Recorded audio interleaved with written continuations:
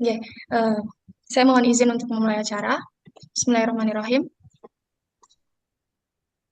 Assalamualaikum warahmatullahi wabarakatuh. Waalaikumsalam Waalaikumsalam warahmatullahi warahmatullah. wabarakatuh. Baik, oke. Salam sejahtera bagi kita semua. Selamat pagi yang terhormat Bapak, Ibu, serta seluruh peserta dari berbagai instansi, baik dari sekolah, perguruan tinggi, dinas, dan lain sebagainya yang turut bergabung dalam kegiatan pagi hari ini. Puji dan syukur kita panjatkan kehadirat Tuhan Yang Maha Esa, karena atas rahmat dan karunia-Nya kita dapat berkumpul kembali di acara Aquaculture Fest, seri sosialisasi program studi Jilid 11 yang diadakan oleh program studi Aquakultur UNESA pada pagi hari ini. Sebelum memulai acara, izinkan saya memperkenalkan diri terlebih dahulu, khususnya kepada Bapak narasumber. Saya Ahnadia Wulan Ramadana, Bapak dosen Aquakultur UNESA yang sekaligus akan memandu jalannya acara pada pagi hari ini sebagai MC sekaligus moderator. Kemudian yang telah hadir yang saya hormati Ibu Wakil Dekan 1 FKP UNESA, Profesor Dr. Isnowati. Kemudian Ibu Dekan Fakultas Ketahanan Pangan UNESA, Profesor Dr. Nining Widya Kusnani. Kemudian ada Ibu Reni Ambarwati selaku Koordinator Program Studi Aquakultur FKP UNESA. Narasumber kita pada pagi hari ini Bapak Dr. Reza Samsudin SPI MSI. Kemudian juga Bapak Ibu dosen Aquakultur Fakultas Ketahanan Pangan UNESA juga yang telah hadir. Dan yang pasti seluruh peserta dari berbagai instansi, baik dari sekolah, perguruan tinggi, dinas, dan lain sebagainya, yang turut bergabung pada kegiatan pagi hari ini. Langsung saja, saya akan membacakan rundown acara pada pagi hari ini. Yang pertama, yakni pengantar oleh MC yang telah saya buka. Kemudian kedua, mendengarkan lagu Indonesia Raya dan Mars UNESA. Ketiga, sambutan dan laporan oleh Ibu Wakil Dekan 1 Fakultas Ketahanan Pangan UNESA. Kemudian keempat, pembukaan oleh Ibu Dekan Fakultas Ketahanan Pangan UNESA. Kelima, foto bersama. Keenam, pemaparan materi dari narasumber. Kemudian ketujuh, paparan mengenal lebih dekat program studi Aquakultur FKP UNESA oleh Ibu Korprodi. Kemudian kedelapan, sesi diskusi dan tanya jawab. Dan yang terakhir, penutupan. Baik, langsung saja untuk menghemat waktu, sebelum memulai acara, mari kita mengheningkan cipta sejenak untuk mendengarkan lagu Indonesia Raya dan dilanjutkan oleh Mars UNESA bersama-sama. Mohon bantuan dari Pak Agung untuk memutarkan videonya.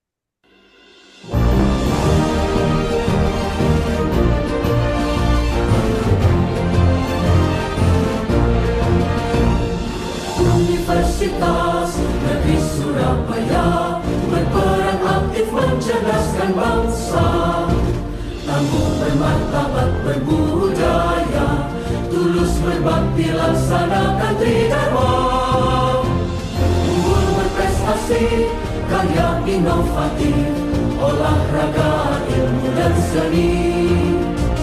Inklusif, adaptif, kolaboratif untuk kejayaan negeri.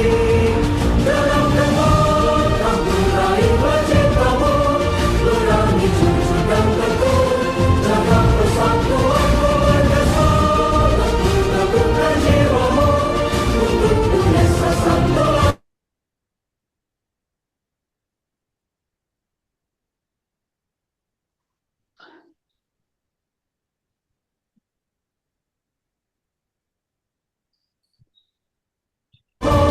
Untuk Unesa Santo langkah di depan.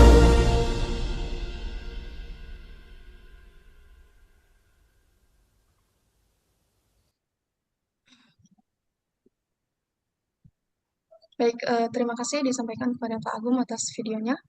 Selanjutnya yakni sambutan sekaligus laporan yang pertama yang akan disampaikan oleh Ibu Wakil Dekan 1 Fakultas Ketahanan Pangan UNESA kepada Profesor Dr. Isnawati.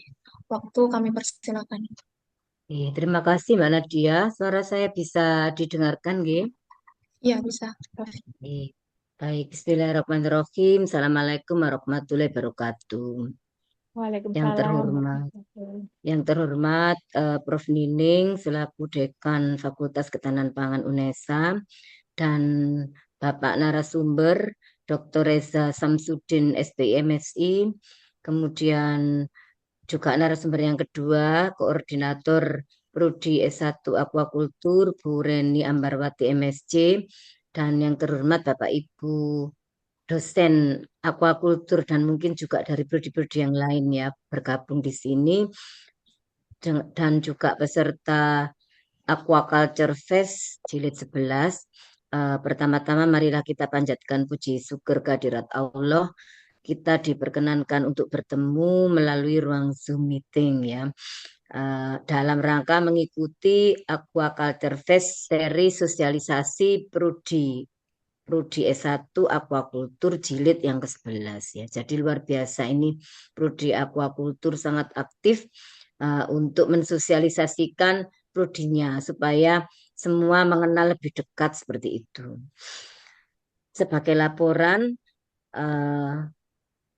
diikuti oleh beberapa instansi, banyak yang bergabung Bapak Ibu, mungkin bisa saya sapa satu persatu.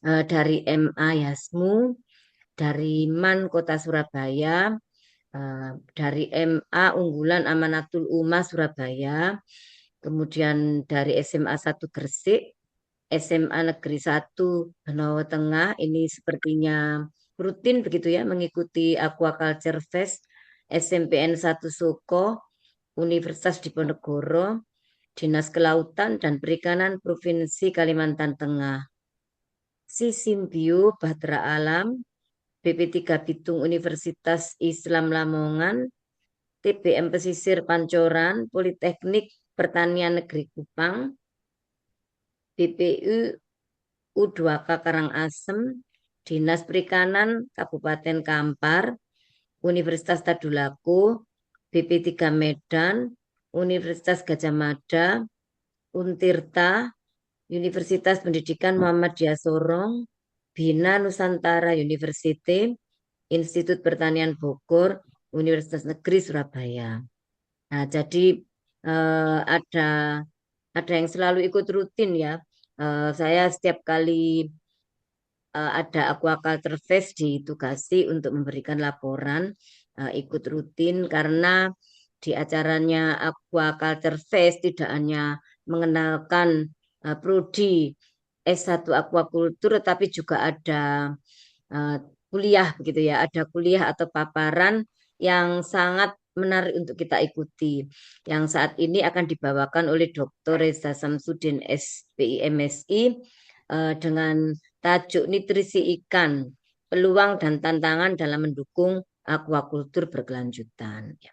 Nah, ini yang dari universitas dan kita semua ya sangat menantikan ya paparan ini untuk menambah ilmu pengetahuan yang mungkin bisa kita implementasikan. Dan yang kedua, yang belum beruntung di pintu SNBP, adik-adik dari SMA ya yang yang ingin masuk ke prodi S1 Aquaculture di FKP UNESA masih ada kesempatan yang kedua, yaitu SNBT. Mari silakan mempersiapkan diri untuk segera mendaftar tentu saja ya, dan juga mempelajari apa-apa yang diperlukan supaya saat tes bisa lolos. Ya, jadi belum belum gagal atau belum tertutup ya, masih ada pintu-pintu yang bisa dimasuki ya. Mari silakan. Nah, kali ini nanti akan dipaparkan oleh narasumber kita Bu Reni Ambarwati MSc seperti apa prodi S1 Aquaculture FKP UNESA tersebut gitu ya, termasuk pembelajarannya seperti apa nanti kalau adik-adik lulus itu mau kemana dan lain sebagainya seperti itu ya. Tadi juga sudah sekilas disampaikan oleh Dr. Reza begitu ya, bahwa banyak kesempatan untuk bisa magang, menambah ilmu pengetahuan, dan mungkin nanti kalau di tempat mau magang cocok ya sekaligus bekerja di sana. Nah, seperti kasus yang seperti itu sering terjadi gitu ya. Jadi mari kita ikuti sesi ini dengan seksama supaya punya waktu yang panjang untuk dua narsum kita. Mungkin sambutan saya cukupkan. Sekian. Wassalamualaikum warahmatullahi wabarakatuh. Terima kasih Mbak Waalaikumsalam. Nadia. Saya kembalikan. Waalaikumsalam warahmatullahi wabarakatuh. Terima kasih atas sambutan sekaligus laporan yang telah disampaikan. Selanjutnya yakni pembukaan yang akan disampaikan oleh Ibu Dekan Fakultas Ketahanan Pangan UNESA kepada Profesor Dr. Nining Widya Kusnanik. Waktu kami persilakan. Baik, terima kasih Mbak Nadia. Suara saya bisa didengar dengan baik? Ya, bisa Prof. Baik, terima kasih. Assalamualaikum warahmatullahi wabarakatuh. Waalaikumsalam. Salam Waalaikumsalam sejahtera untuk kita warahmatullahi semua. wabarakatuh. Om Swastiastu, Namo Buddhaya, salam kebajikan, Rahayu. Puji syukur kehadirat Allah Subhanahu wa Ta'ala, pada pagi hari ini kita bisa bersama-sama untuk sementara berkumpul via Zoom dalam agenda Aquaculture Fest seri ke-11, dan mudah-mudahan kegiatan hari ini bisa bermanfaat untuk kita semua, dan kami juga sangat berharap kepada semua peserta yang hadir nanti bisa memperhatikan dengan seksama apa yang nanti disampaikan oleh narasumber yang luar biasa kita, yaitu Bapak Dr. Reza Samsudin SPI MSI. Beliau merupakan pusat riset zoologi terapan dari BRIN yang tentunya memiliki banyak ilmu terkait dengan aquaculture, yang kebetulan hari ini, pada pagi ini, beliaunya akan menyampaikan materi terkait nutrisi ikan, kemudian peluang dan tantangan dalam mendukung aquaculture berkelanjutan. Ini tentunya sangat sesuai dengan kondisi saat ini di mana secara global terjadi fluktuatif, bahkan mungkin terjadi penurunan beberapa hal, terutama terkait dengan mahalnya pangan di beberapa negara. Nah, mudah-mudahan salah satu solusinya bagaimana kita memanfaatkan lahan. Kami memiliki program yang namanya program Jaran Kepang, yaitu jadikan pekaranganmu untuk ketahanan pangan. Nah, di sini kesempatan bagaimana kita memiliki peluang untuk memanfaatkan lahan kita untuk berbudidaya mungkin ikan lele atau ikan mujair, nila, dan sebagainya di sebelah-sebelah rumah kita, di belakang rumah kita, di samping rumah kita, atau mungkin di sekolah, di beberapa instansi, dan seterusnya. Dan mudah-mudahan kami juga sudah memberikan contoh di kampus bahwa dengan lahan yang kecil, kemudian dengan menggunakan peralatan seadanya, kami juga bisa menunjukkan dengan kesungguhan hati, dengan semangat yang tinggi, kita bisa menghasilkan ikan-ikan yang tentunya ini sangat bermanfaat bagi kita semua. Selain juga proteinnya sangat tinggi, tetapi secara ekonomi ini juga sangat membantu untuk kita semua. Nah, ini tentunya materi ini yang nanti disampaikan oleh Bapak Dr. Reza tentunya akan sangat membantu kita semua. Bagaimana sih peluang dan tantangannya ini untuk berbudidaya ikan misalnya ya. Jadi kita bisa mendengarkan dengan sama, mungkin jika ada sesuatu yang kurang paham atau ingin menanyakan sesuatu, silakan nanti menanyakan kepada Pak Reza karena beliaunya adalah ahli di bidang aquaculture, jadi tentunya beliau akan sangat memahami terkait hal. Kemudian selamat kepada adik-adik yang kemarin sudah diterima di eh, UNESA, khususnya di aquaculture, eh, jalur SMPT ya. Jadi kalau tidak salah kemarin Pak Farid dari Man Surabaya melaporkan gitu ya pada saya bahwa ada salah satu siswanya yang lolos dan mudah-mudahan nanti ke depan masih ada lagi kesempatan, monggo teman-teman, eh, Bapak Ibu guru yang nanti bisa mensosialisasikan aquaculture di sekolah-sekolahnya karena kami di SMPP SNPP nanti eh, akan menerima juga kurang lebih 2 kelas lagi kalau nggak salah untuk di jalur tersebut. Jadi masih ada kesempatan bagi yang kemarin belum lolos gitu ya. Jadi mudah-mudahan nanti kita bisa bertemu di Fakultas Ketahanan Pangan di Prodi S1 Aquakultur. Baik, Ibu Bapak, supaya tidak terlalu panjang lebar, dengan mengucapan Bismillahirrahmanirrahim, Aquaculture Fest untuk seri 11, eh, untuk kali ini tema yang disampaikan oleh Bapak Dr. Reza Samsudin SPI MSI adalah nutrisi ikan, peluang dan tantangan dalam mendukung aquaculture berkelanjutan, serta nanti Ibu Dr. Reni sebagai Ketua Core Prodi dari S1 Aquaculture juga akan menyampaikan terkait apa sih S1 Aquaculture itu, bagaimana sih nanti ke depannya menjadi apa sih, nanti silakan juga bisa mendengarkan dengan sesama apa yang disampaikan oleh Bu Reni.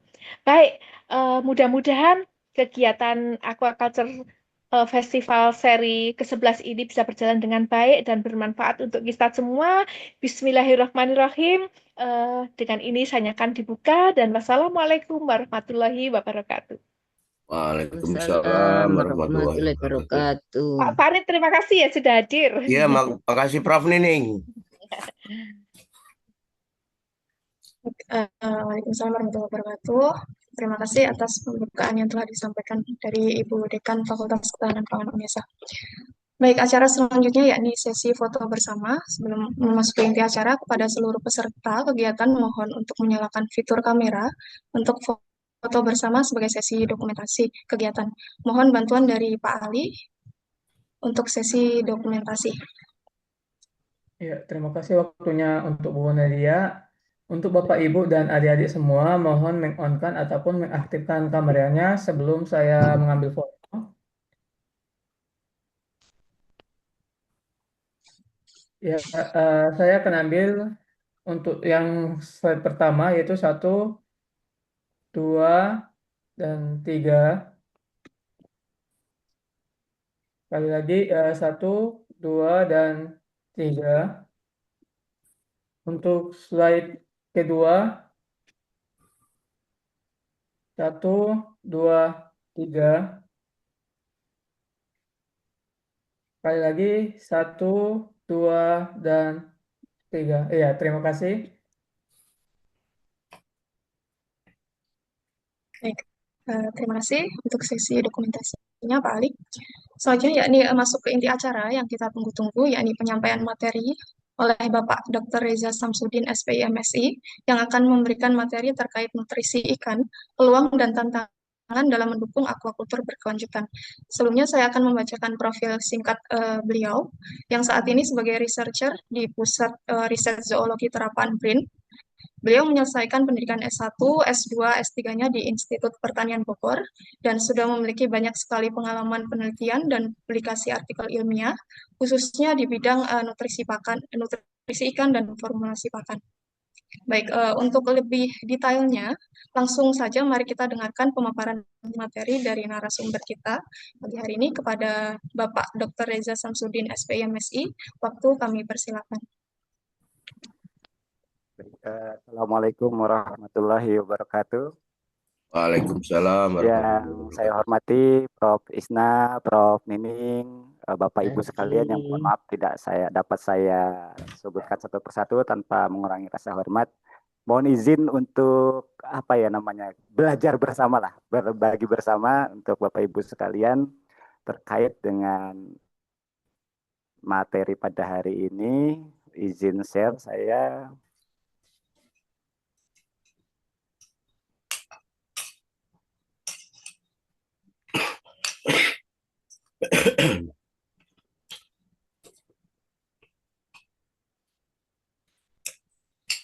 Apakah sudah terlihat Ibu Bapak sekalian?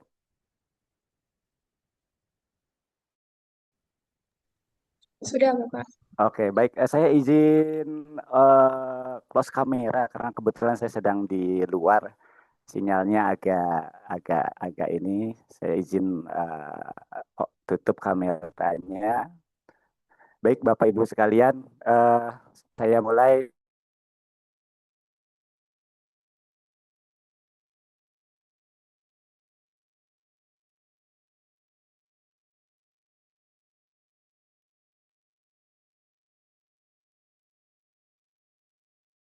Filenya belum tayang ya Pak Reza. Ini baru desktopnya Pak Reza yang tayang.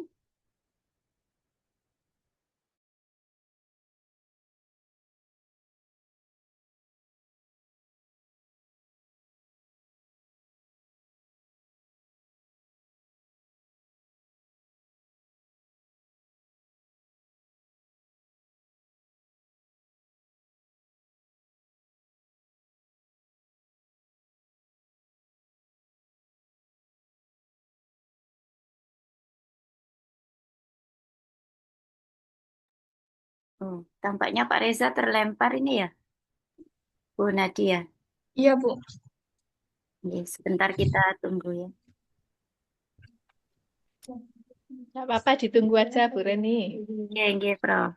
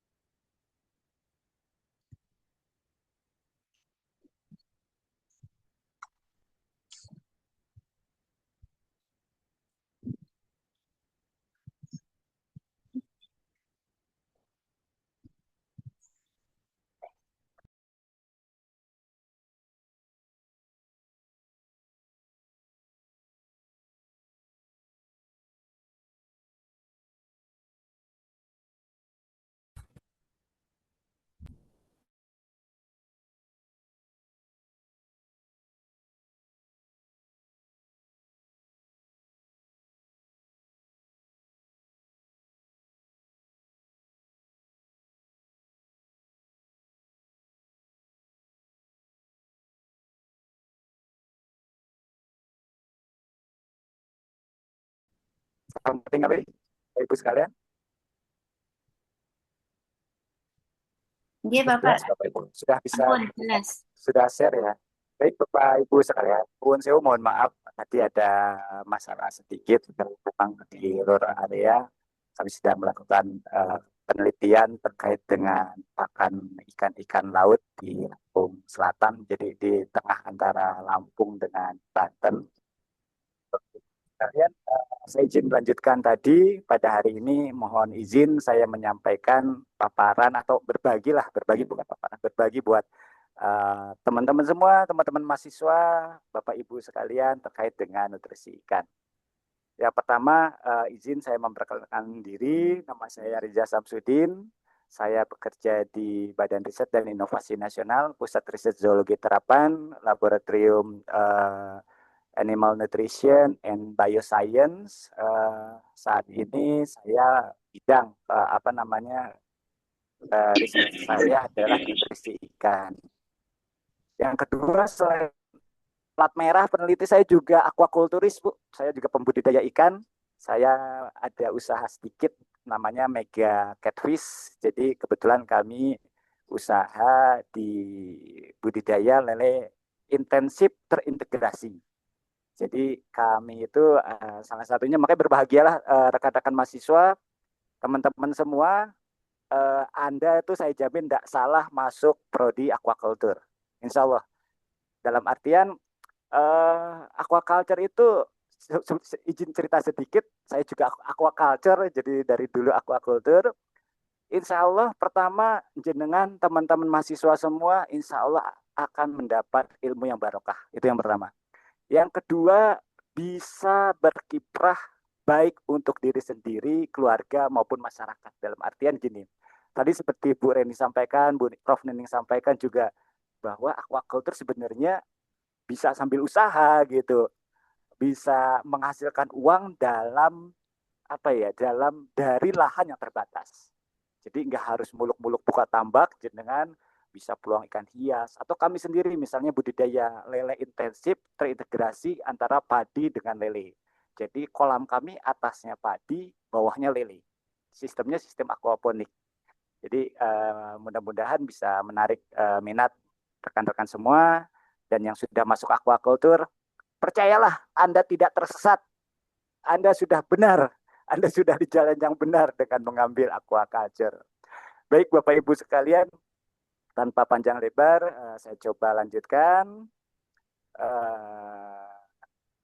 Langsung saja. Nah, ini gambar sebenarnya, ini berikan gambaran ke rekan-rekan mahasiswa, khususnya Ibu Bapak sekalian, Bu bukan bermaksud menggarami laut, tapi mungkin kita saling mengingatkan satu sama lain, menginformasikan bahwa berdasarkan data FAO terakhir, percayalah, aquaculture semakin mantap.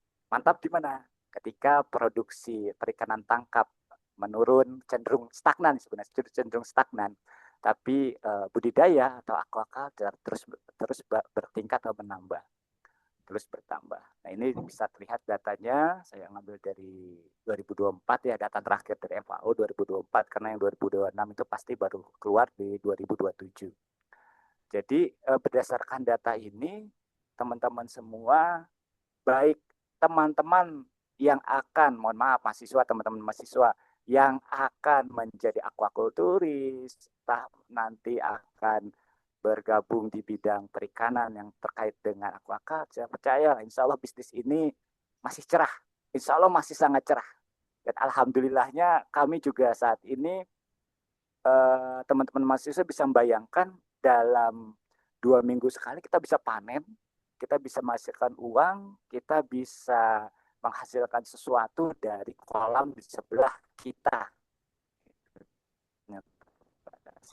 Ini gambarnya juga bahwa aquaculture semakin meningkat, garis merah aquaculture, garis biru perikanan tangkap. Jadi mulai periode 98 sampai sekarang aquaculture memiliki tren yang positif, sehingga impact-nya apa? Kalau saya orang bisnis, kalau saya orang usahawan, kalau kita lihat aquaculture, paling tidak dengan tren yang sekarang, 30 tahun yang akan datang, insya Allah, kalau tidak kiamat ya, Allah yang Maha Kuasa saya menentukan, kalau tidak kiamat, insya Allah trennya akan naik terus, insya Allah.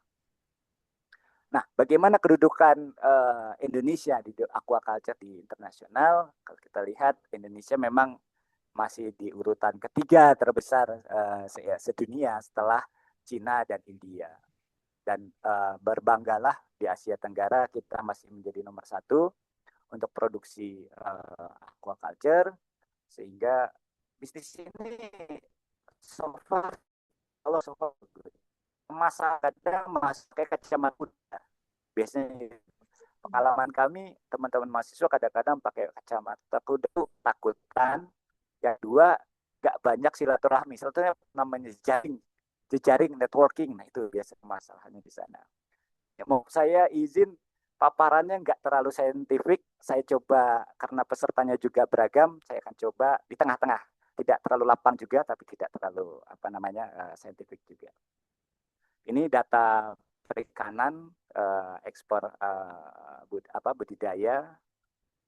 Nah, ini saya ingin mengomentari ini sebenarnya, karena aquaculture prodi di bawah Fakultas Ketahanan Pangan ya Bu ya, kalau tidak salah, produksi pangan kalau tidak salah. Ya, Fakultas Ketahanan Pangan Pak. Fakultas Ketahanan Pangan. Karena apa? Aquaculture itu ujung-ujungnya kita menjaga ketahanan pangan. Bapak Ibu, data kita buka-bukaan bahwa angka konsumsi ikan itu Indonesia cenderung terus naik. Kalau data 2003 kita bicara ketahanan pangan, ini sebenarnya bisnis di sini. Kalau orang melihat ini bisnis. Mengapa bisnis?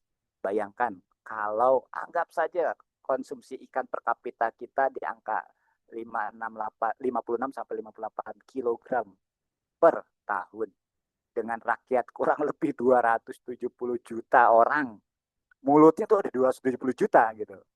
Maka sebenarnya kita butuh kurang lebih ikan sebenarnya 15 sampai 16 juta ton per tahun. Nah, ini sebenarnya yang menarik di sini. Kalau teman-teman aware, ini loh bisnisnya loh di sini loh. Makanya saya selain plat merah, saya juga jadi plat kuning, plat hitam dengan bisnis di bidang aquaculture. Insya Allah ini juga akan membuka kita bahwa usaha ini akan terus menarik ke depannya. Bukan hanya aquaculture untuk air tawar, bahkan payau dan laut. Nah, ini produksi ini hanya saya sampaikan saja. Produksi budidaya memang saat ini kayak Jawa Timur, Jawa Tengah, dan Jawa Barat itu masih top 5 produksi budidaya se-Indonesia.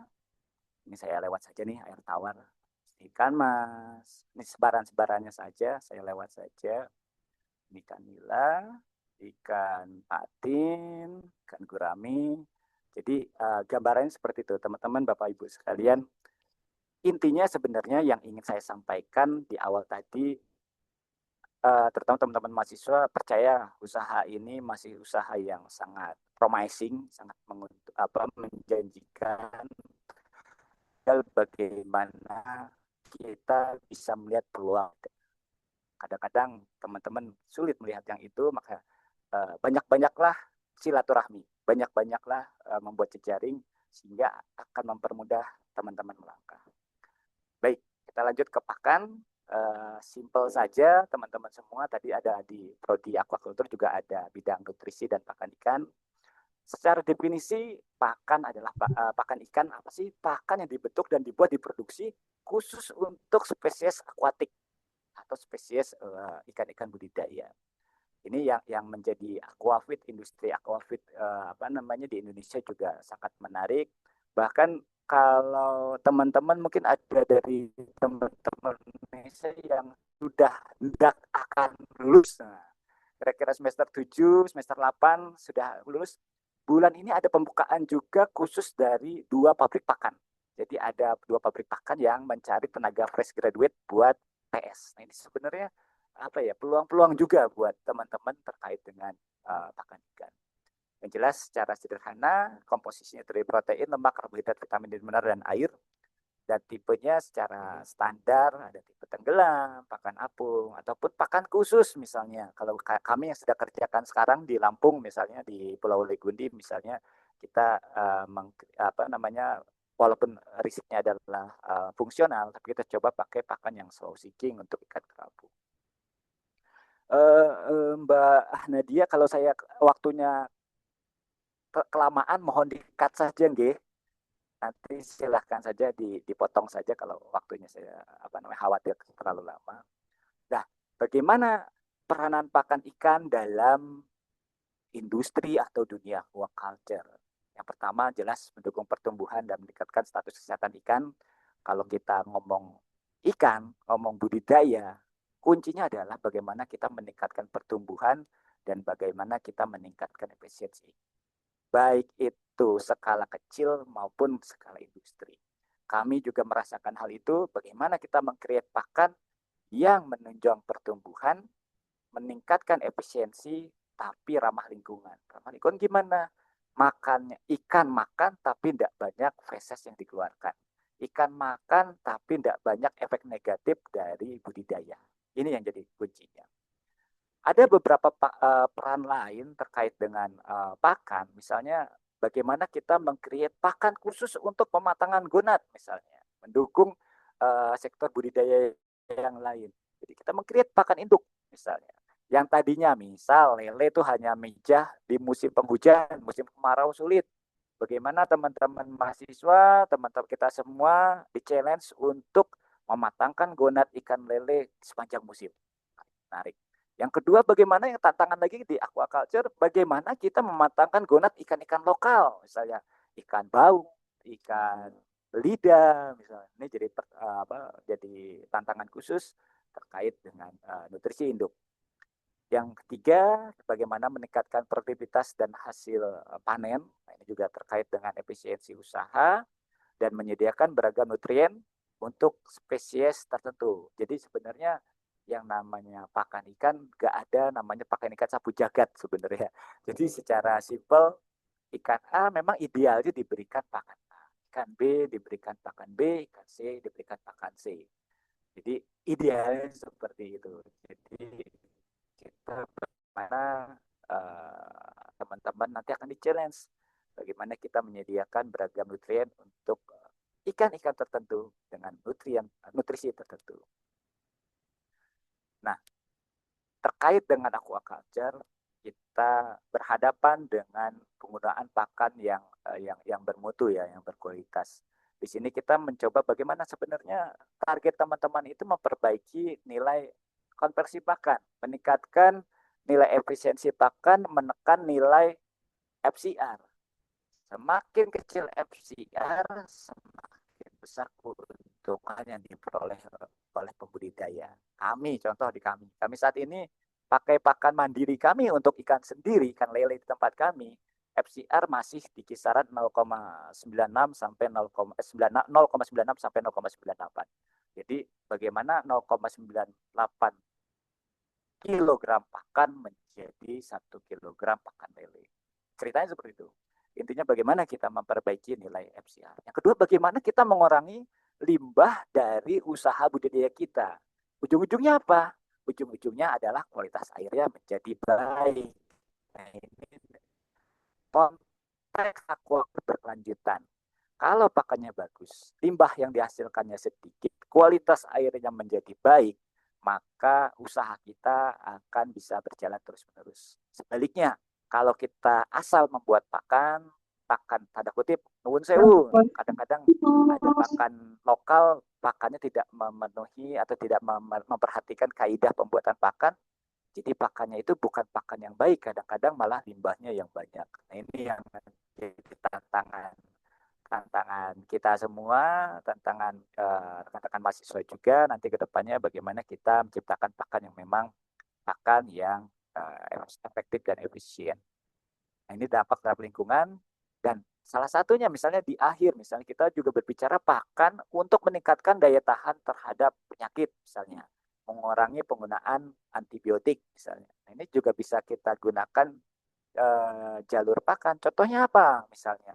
Contohnya kita bisa menambahkan asam amino tertentu dalam pakan yang dapat meningkatkan daya tahan ikan. Pakai glutamin misalnya. Tambahkan glutamin sekian persen dalam pakan, maka ikannya akan menjadi jauh lebih sehat, daya tahan tubuhnya akan semakin tinggi, dan dapat mengurangi penggunaan antibiotik. Nah, bagaimana tantangan ke depan? Yang jelas PR besar dari kita semua, PR besar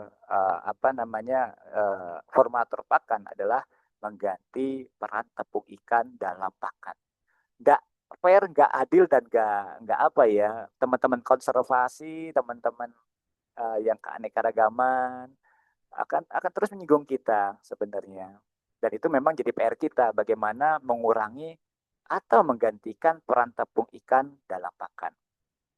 Yang kedua, tantangannya sebenarnya risetnya, kalau kita bicara industri aquaculture, bagaimana kita bicara dengan harga, karena protein dan lemak yang berkelas tinggi harganya memang masih tinggi juga.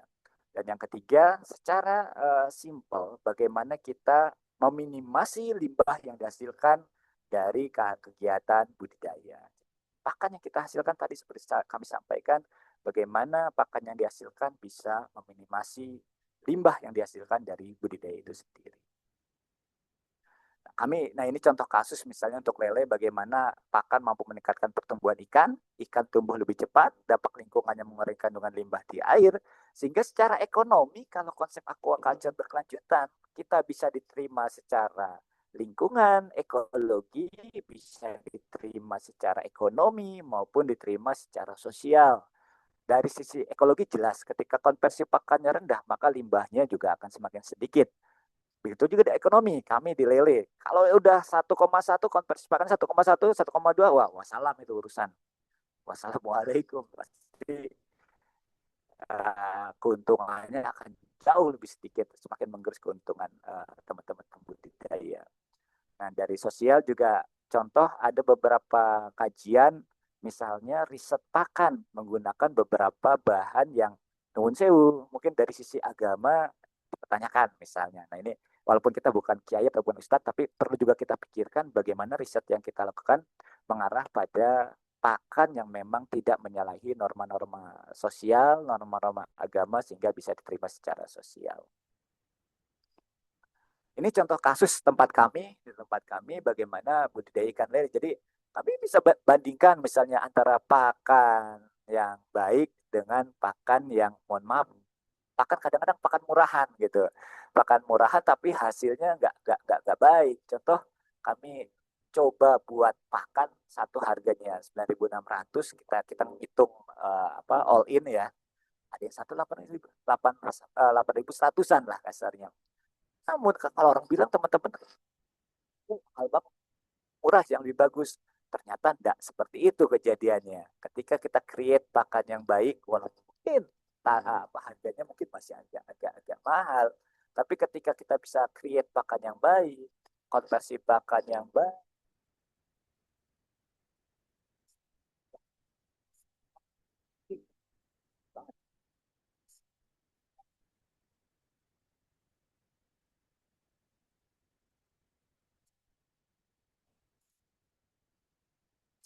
bisa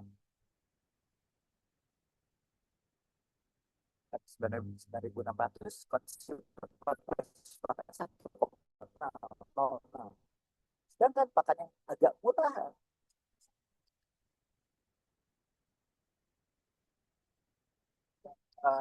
kebetulan kami juga langsung bekerja di lapangan, kami juga punya usaha sendiri. Pakan menjadi salah satu titik kritis yang sangat menentukan tanda kutip produksi ikan, pertumbuhan maupun status kesehatan ikan. Suka nggak suka, mau nggak mau, pakan itu menentukan keberlanjutan usaha budidaya.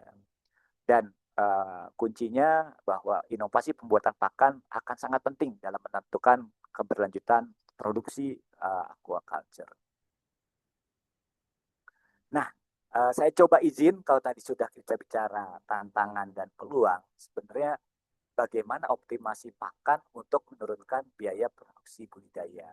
Ini memang materi yang bagian sub materi ini memang tidak terlalu saintifik. Saya tidak berusaha membawa menggiringnya saintifik. Kita coba mendekatkan antara masyarakat dengan ilmu yang kita peroleh. Permasalahannya adalah bagaimana kita berusaha menggunakan pakan alami atau pakan lokal yang ada di sekitar kita.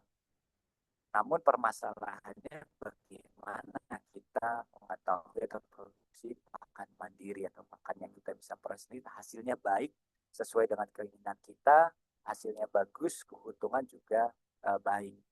Nah ini terkait nanti juga ada nanti di akhir saya coba sampaikan juga sedikit mungkin dengan manajemen pemberian pakan karena salah satu titik kritis juga dalam usaha budidaya aquaculture terkait dengan manajemen pemberian pakan. Nah ini saya mengajak teman-teman Bapak Ibu, teman-teman mahasiswa terkait dengan pakan mandiri, peranan untuk kesejahteraan masyarakat. Jadi bagaimana sebenarnya di titik bawah ini, bagaimana kita bisa menghasilkan pakan mandiri, baik sebenarnya bisa air tawar maupun air laut, sehingga keuntungan yang diperoleh akan meningkatkan pendapatan dari masyarakat. Satu lagi mungkin yang kami sampaikan ketika teman-teman nanti mahasiswa gabung di dunia nyata, bahwa kita nggak bisa bicara ekosektoral.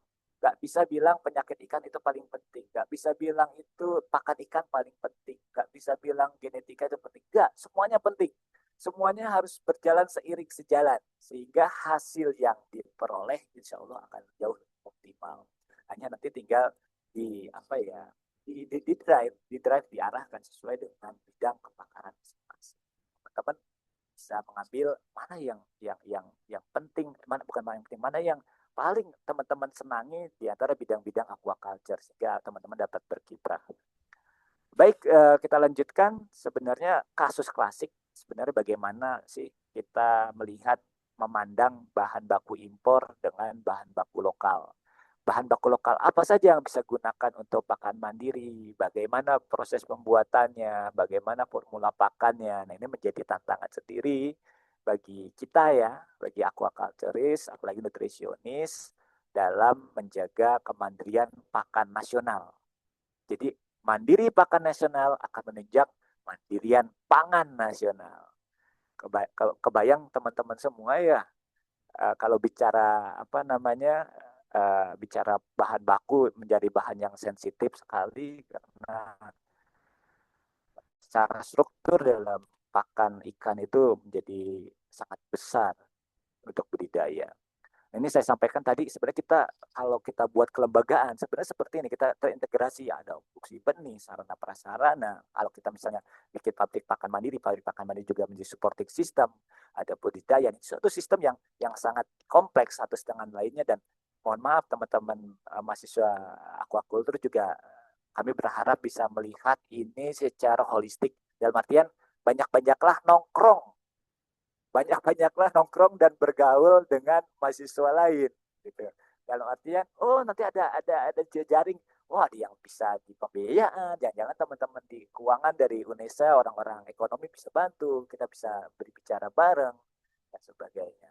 Itu kalau saya cenderung nggak tahu ya, mungkin saya lebih banyak kita selama kuliah bukan hanya kuliah menggali ilmu, tapi juga menggali jejaring dengan teman-teman yang lain. Nah, ini terkait dengan integrasi dalam budidaya, bagaimana sebenarnya kalau kita bicara pakan, konsep pakan mandiri, mulai dari kebijakan secara holistik, kebijakan pemerintah, bagaimana kita melihat bahan baku, formulasi, pencetakan, sampai endingnya bagaimana teman-teman bisa membuat pakan dan mensejahterakan budidaya ikan. Dan teman-teman peneliti, teman-teman dosen, teman-teman mahasiswa juga, itu berperan dalam menyediakan iptek tepat guna dan kearifan lokal dalam rangka membuat pakan menunjang usaha budidaya. Kalau kita bicara pakan, sampaikan adalah kita bicara ketersediaan. Kemarin ketika Rusia nyerang Ukraina, Bapak Ibu sekalian, bahan baku pakan langsung naik. Bahan baku pakan langsung naik. 2 bulan kemudian pun naik. Dan kejadian sama sekarang ketika terjadi kericuhan Timur Tengah, walaupun secara tidak langsung, tapi meningkatkan biaya pakan juga. Percayalah, siap-siap teman-teman aquaculture menghadapi nyata bahwa 2 minggu 3 minggu ke depan harga pakan ikan akan naik. Kasus terbesar misalnya ketika Rusia menyerang Ukraina. Yang masalah di mana? Yang masalah adalah polar ataupun gandum, kulit gandum, dedak gandum itu bermasalah karena harganya semakin meningkat. Ini jadi apa namanya, mengganggu banyak hal, mulai dari rantai pasok, bahan baku sendiri, terusnya pasokan pendukung. Ini akan menjadi hal-hal yang kompleks terkait dengan harga pakan. Suka nggak suka ini berpengaruh. Suka berpengaruh. Dan pakan ikan menjadi pakan masalah kita semua, masalah teman-teman aquaculture, dan bukan hanya mungkin kita level kita, mungkin teman-teman di kebijakan juga akan berpengaruh juga dengan terkait dengan. Nah, tantangannya tadi bagaimana kita menciptakan, meng-create pakan mandiri, misalnya kalau kondisi seperti sekarang, pakan mandiri, tapi pakannya berkualitas sehingga teman-teman pembudidaya tetap bisa jalan, keuntungannya tidak tergerus oleh keadaan. Izin saya secara spesifik kita coba intip, kita lihat jauh sebenarnya mana penentuan kualitas pakan. Kita minimal bisa melihat dari 6 karakter: kecernaan, ketersediaan dan kualitas nutrien, keseimbangan nutrien, komposisi nutrien, keteknikan, dan attractability dan palatability. Satu yang sering terlupakan bahwa seringkali kita mencari bahan baku yang nilai kecernaannya tinggi, tapi kadang-kadang kita lupa ada kompetisi nutrien dalam bahan tersebut. Ini teman-teman kadang-kadang mahasiswa sering lupa konsep-konsep seperti ini. Nah, teman-teman dari UNESA, mahasiswa Indonesia mudah-mudahan bisa lebih serius menimba dari Bapak Ibu dosen, sehingga ketika teman-teman nanti ditempatkan, mudah-mudahan ditempatkan di pabrik pakan, jadi seorang formulator pakan, masih mengingat basic-basic yang diberikan di bangku kuliah, minimal bisa mengembangkan ilmu-ilmu yang ada dengan konsep-konsep yang ada yang sudah diberikan. Nah, ini bahan baku utama, ada bahan utama sumber asam amino, asam lemak, vitamin, atraktan, dan bahan penunjang lainnya. Kita bisa lihat berbagai macam bahan.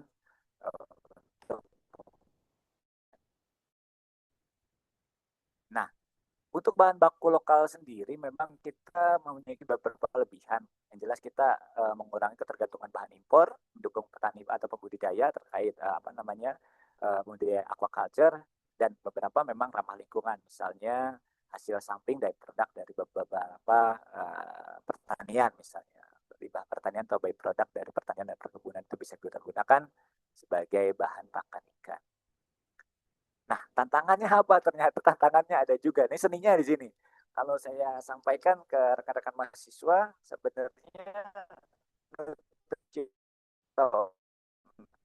pakan ikan ibarat chef yang menggabungkan seluruh bahan baku, menyesuaikan, meracik dan meramu sesuai dengan kebutuhan dan keinginan ikan, kebutuhan nutrisi ikan. Namun sebagai chef, ketika kita menggunakan bahan baku lokal, kita memiliki tantangan. Pengalaman kami bahwa minimal ada 4 permasalahan. Yang satu biasanya yang sering terjadi adalah suplai bahan baku yang inkonsisten, sangat bergantung pada musim. Yang kedua, kualitas bahan bakunya, nutrisinya dalam bahan sangat bervariasi. Nuwun sewu, dedak yang ada di Lamongan dengan dedak yang ada di Gresik, atau dedak ada yang di Sidoarjo, atau yang di Banyuwangi, atau di Tulungagung misalnya. Bisa jadi kualitasnya akan beragam, akan berbeda satu dengan yang kedua, tepung ikan juga seperti itu karena Indonesia memiliki keanekaragaman hayati yang tinggi. Dampaknya kalau buat industri aquaculture, industri pakan, bahan baku tersebut memiliki variasi yang sangat besar terhadap pada kualitasnya, entah proteinnya, kadar air, yang kadar abunya misalnya kalau tepung ikan. Yang ketiga, permasalahannya adalah pengolahan lanjutan. Kadang, mohon maaf, saya sampaikan, ada limbah pertanian, misalnya biji karet. Biji karet itu sangat potensial digunakan sebagai pakan ikan. Permasalahannya apa? Siapa yang mau mengolah biji karet? Siapa yang mau menemukan biji karet? Nah, ini jadi permasalahan. Menyita waktu, tempat, dan biaya.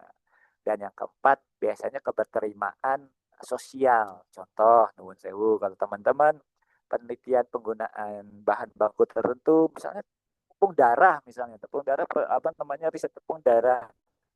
Ya kalau memang secara culture, secara sosial tidak diterima oleh masyarakat, mungkin teman-teman oke lah keep itu sebagai penelitian. Tapi untuk aplikasi di wilayah tertentu mungkin kita akan pikirkan bisa enggak ini bisa digunakan oleh teman-teman, misalnya halal, haram, subhat, di permasalahan. Walaupun kita bukan domain kita di wilayah itu, biar ustadz-ustadz kita, jangan-jangan kita yang menyatakan hal-hal seperti itu. Nah, bagaimana strateginya? Sebenarnya ini mudah-mudahan ada teman-teman dari dinas, teman-teman dari penyuluh, teman-teman dari pengambil kebijakan. Jadi sebelum saya di BRIN, saya dulu di Kementerian Kelautan dan Perikanan kebetulan. Saya di bidang pakan juga. Jadi bagaimana kita membuat strategi terkait dengan bahan baku lokal. Kami mengusulkan minimal ada 5. Waktu itu kami diundang oleh Kementerian Perindustrian. Bagaimana mengembangkan kemitraan dengan produsen dan supplier pakan lokal. Ini jadi penting. Yang kedua, bagaimana penjaminan kualitas bahan baku pakan dari masyarakat.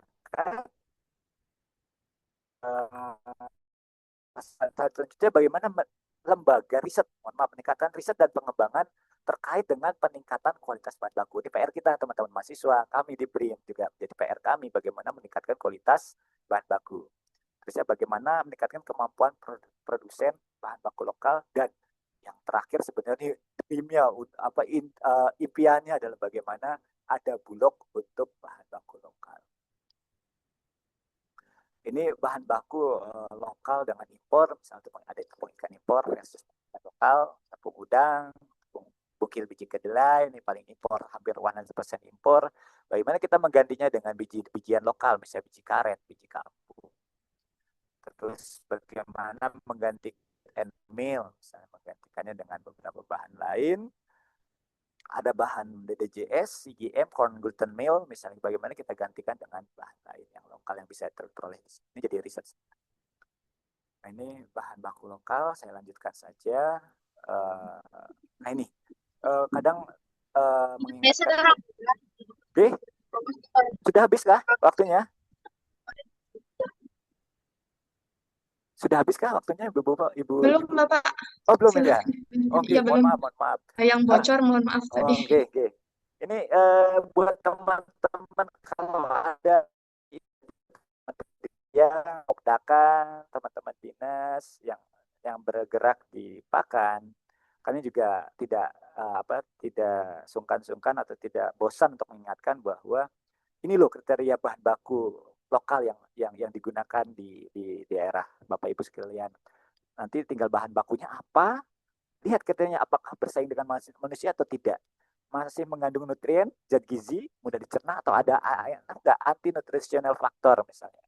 Yang ketiga, bagaimana bisa nggak dibuat tepung misalnya. Karena sekarang secara murah dan simpel bahwa mesin pakan yang sekarang yang ada bisa menggunakan masuk kering, keluar langsung kering. Nggak usah jemur-jemuran lagi. Masuk kering, keluar kering. Syaratnya cuma apa? Syaratnya bisa dibuat tepung, itu saja. Tadi tidak mengandung zat anti nutrien. Yang terakhir, bagaimana bisa berlimpah jumlahnya dan harganya ekonomis. Ini jadi permasalahan kita. Nah, ini misalnya contoh kami misalnya analisa proximat bahan baku, kita lihat kami memiliki sedikit bank preferensi lah.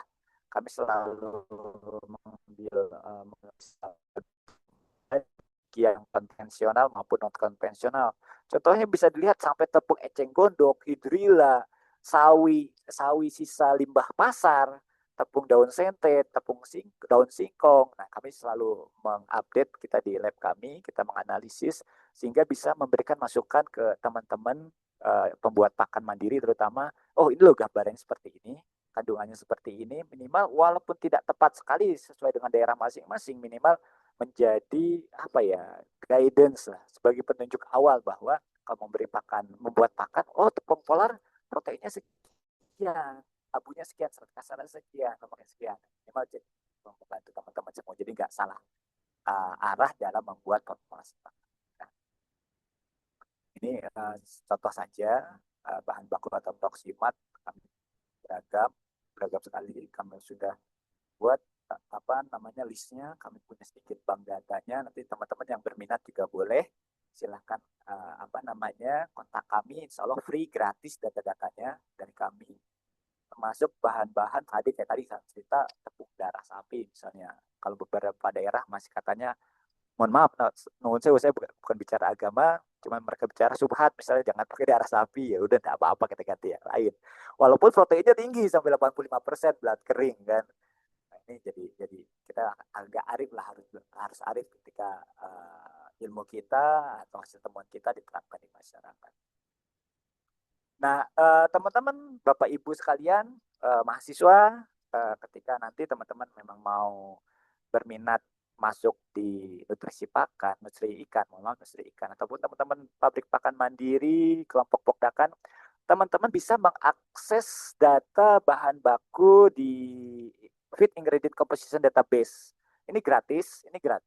Jadi Ibu Bapak tinggal masuk saja di tautan yang sudah saya berikan di sini, amp.iiffd.com. Bapak Ibu tinggal masukkan email saja. Nah, ketika Bapak Ibu sudah login, Bapak Ibu akan mendapatkan data yang lengkap terkait dengan komposisi bahan baku pakan yang ada di dunia, bukannya di Indonesia, di dunia. Ini gambarannya contoh tepung ikan saja. Tepung ikan dari berbagai asal negara bisa kita akses di sini. Kualitasnya, proteinnya berapa, lemaknya berapa, abunya berapa, sampai asam aminonya kita bisa lihat semua rasionya, triptopan, lisin, metionin dan sebagainya, bisa kita lihat semua datanya gratis. Ini bisa Bapak Ibu ambil semua, bisa Bapak jadikan patokan bukan patokan yang real, dalam artian Bapak bisa melihat ini sebagai data awal. Di sini juga data, misalnya ada sampai data tepung darah.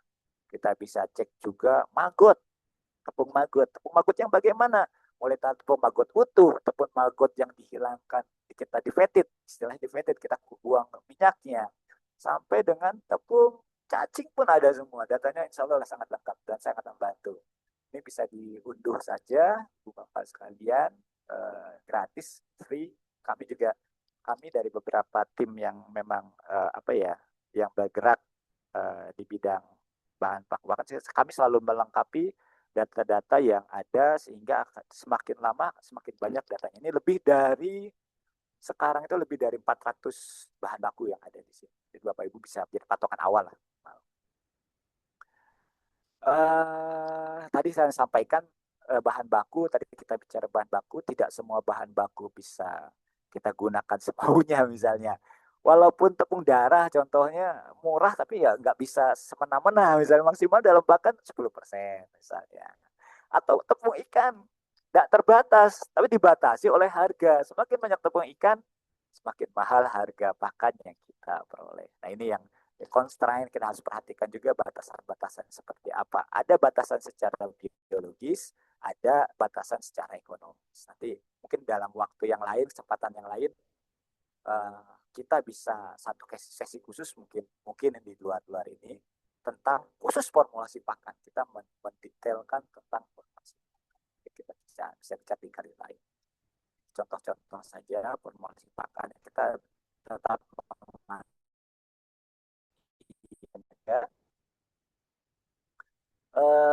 formula pakan beragam untuk metodenya. Kami salah satu yang paling gampang sih sebenarnya, yang paling murah ya, tapi aplikasi. Sebenarnya aplikasi ini simple, mudah. Yang kedua, bisa digunakan bukan hanya ikan saja, bisa buat pakan unggas, bisa pakan ternak. Nanti kalau memang ada sesi khusus, kita akan bisa kita bedah bareng bersama. Saya split saja ini penampilannya seperti ini.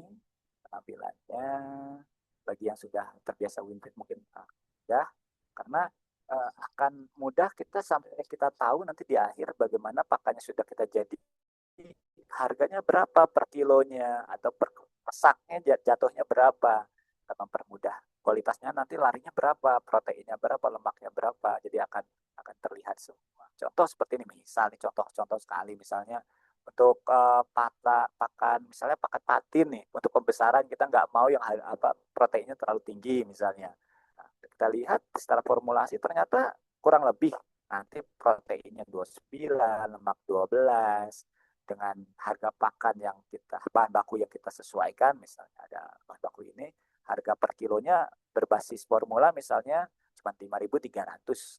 Kalau per karung 50 kilo, maka harga biaya pakannya harus 66.000 rupiah per karungnya. Nah, ini akan mempermudah teman-teman. Ini salah satu contoh saja, saya lewati. Ini hanya nanti saja, mungkin sudah hanya umum saja, buatan pakan. Nah ini yang beberapa kegiatan yang misalnya bisa digunakan pakan mandiri misalnya. Misalnya kalau teman-teman Unesa dengan pengabdian masyarakat, kita buatkan misalnya dengan kelompok mana, kelompok pokdakan mana, atau kelompok pokpari mana, kelompok pembuat pakan mandiri mana. Nanti kita bantu mereka misalnya formulasi, karena kenyataannya mereka sangat lemah dalam formulasi pakan. Kalau secara keteknikan mereka sudah sangat baik.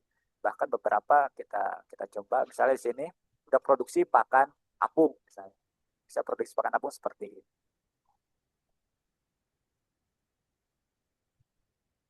Jadi proses pencetakan pakan, misalnya pakan ini pakan tenggelam, kita bisa bikin pakan tipe yang pakan tenggelam juga, masuk kering, keluar kering, tinggal angin-anginkan untuk mengurangi uap air, nanti langsung bisa digunakan atau dikarungkan jadi pakan untuk juga di masyarakat seperti ini. Contohnya seperti ini. Mohon maaf agak kebalik. Ini misalnya yang pakan terapung nih, extruder. Nanti juga secara teknis, walaupun kita bukan orang teknis, orang mesin, tapi minimal nanti teman-teman mahasiswa akan tahu sendiri misalnya, atau teman-teman pemuda harus tahu juga misalnya bahan baku seperti apa yang bisa masuk extruder misalnya, bahan baku apa yang nanti hasil water stability-nya akan bagus. Nah ini akan menjadi pertimbangan lain di ilmu nutrisi ikan yang sering tidak dapat di kampus misalnya. Misal bagaimana men-setting extruder, bagaimana kita men-setting mata pisau, cutter, sehingga hasilnya bisa benar-benar bulat, hasilnya bagus, ngejam atau enggak, hasilnya bisa langsung apung misalnya. Nah, seperti bisa nanti mungkin lain kali diskusi lain kita akan bisa diskusi seperti ini.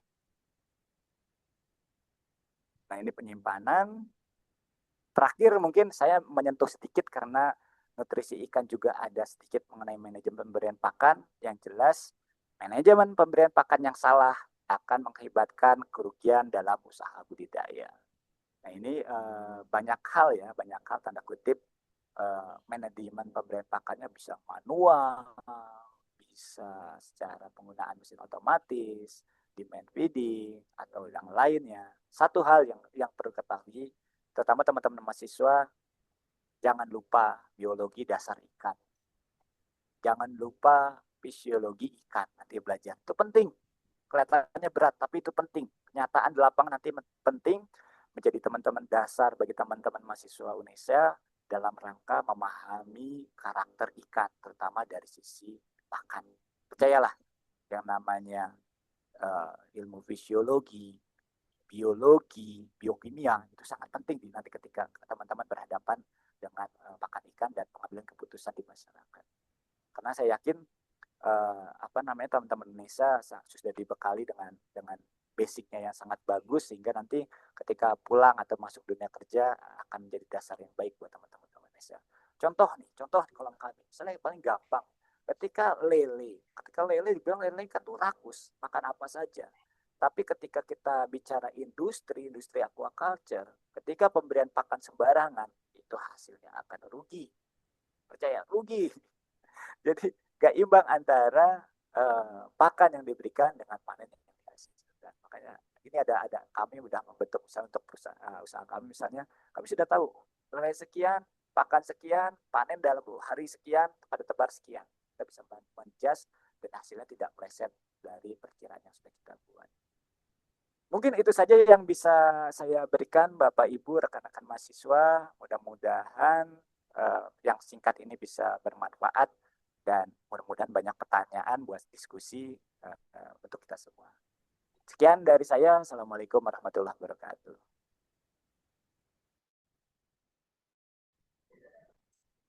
Baik, wassalamualaikum warahmatullahi wabarakatuh. Terima kasih atas materi yang telah disampaikan Bapak Reza, sangat luar biasa sekali dan menambah pengetahuan kita ya, khususnya terkait nutrisi ikan dan formulasi pakan, mulai dari definisi, kemudian bagaimana penggunaan pakan berkualitas tadi, kemudian sampai manajemen pemberian pakan yang baik dan tepat itu bagaimana itu. Baik, menginjak acara yang selanjutnya, karena materi terkait pengenalan program studi aquaculture sudah disampaikan oleh Ibu Reni, kita langsung membuka sesi tanya-jawab. Ya, selanjutnya. Kami membuka dua sesi tanya-jawab kepada seluruh peserta. Yang pertama, jika ada yang ingin ditanyakan terkait atau didiskusikan terkait materi yang disampaikan oleh Bapak Reza, bisa menggunakan fitur raise hand terlebih dahulu, kemudian on kamera, bisa disampaikan nama sekaligus asal dan menyampaikan pertanyaannya, atau bisa juga disampaikan lewat kolom chat. Dan yang kedua, mungkin ada yang ingin ditanyakan terkait program studi S1 aquaculture nanti, khususnya kepada adik-adik calon mahasiswa. Baik, ada pertanyaan pertama dari Pak Ahya, yang sudah raise hand ya. Silakan Pak Ahya. Baik, Assalamualaikum warahmatullahi wabarakatuh. Terima kasih atas kesempatannya. Pak Reza, ada mudah-mudahan suara saya jelas ya, Mbak Mas Bapak. Nadia. Ya. Terima kasih atas presentasi yang luar biasa ini, Pak Reza. Jadi mengingat kembali berkaitan dengan pakan gitu ya. Hanya satu mungkin pertanyaan dari saya, Pak, yang berkaitan dengan pakan pertama gitu, atau pakan larva gitu. Seperti yang kita ketahui kan, sebenarnya semua kandungan nutrisi atau kebutuhan nutrisi untuk pakan itu kan udah diketahui gitu ya Pak ya. Tapi sampai saat ini itu pakan buatan itu belum, atau mungkin sudah ada gitu ya, bisa diupdate informasinya, kualitas pakan buatan yang hampir sama dengan performa dari pakan alami gitu Pak. apa sudah ada atau bagaimana perkembangan terbaru gitu yang berkaitan dengan hal tersebut gitu Pak. Mungkin itu aja dulu Pak Reza. Terima kasih atas kesempatannya.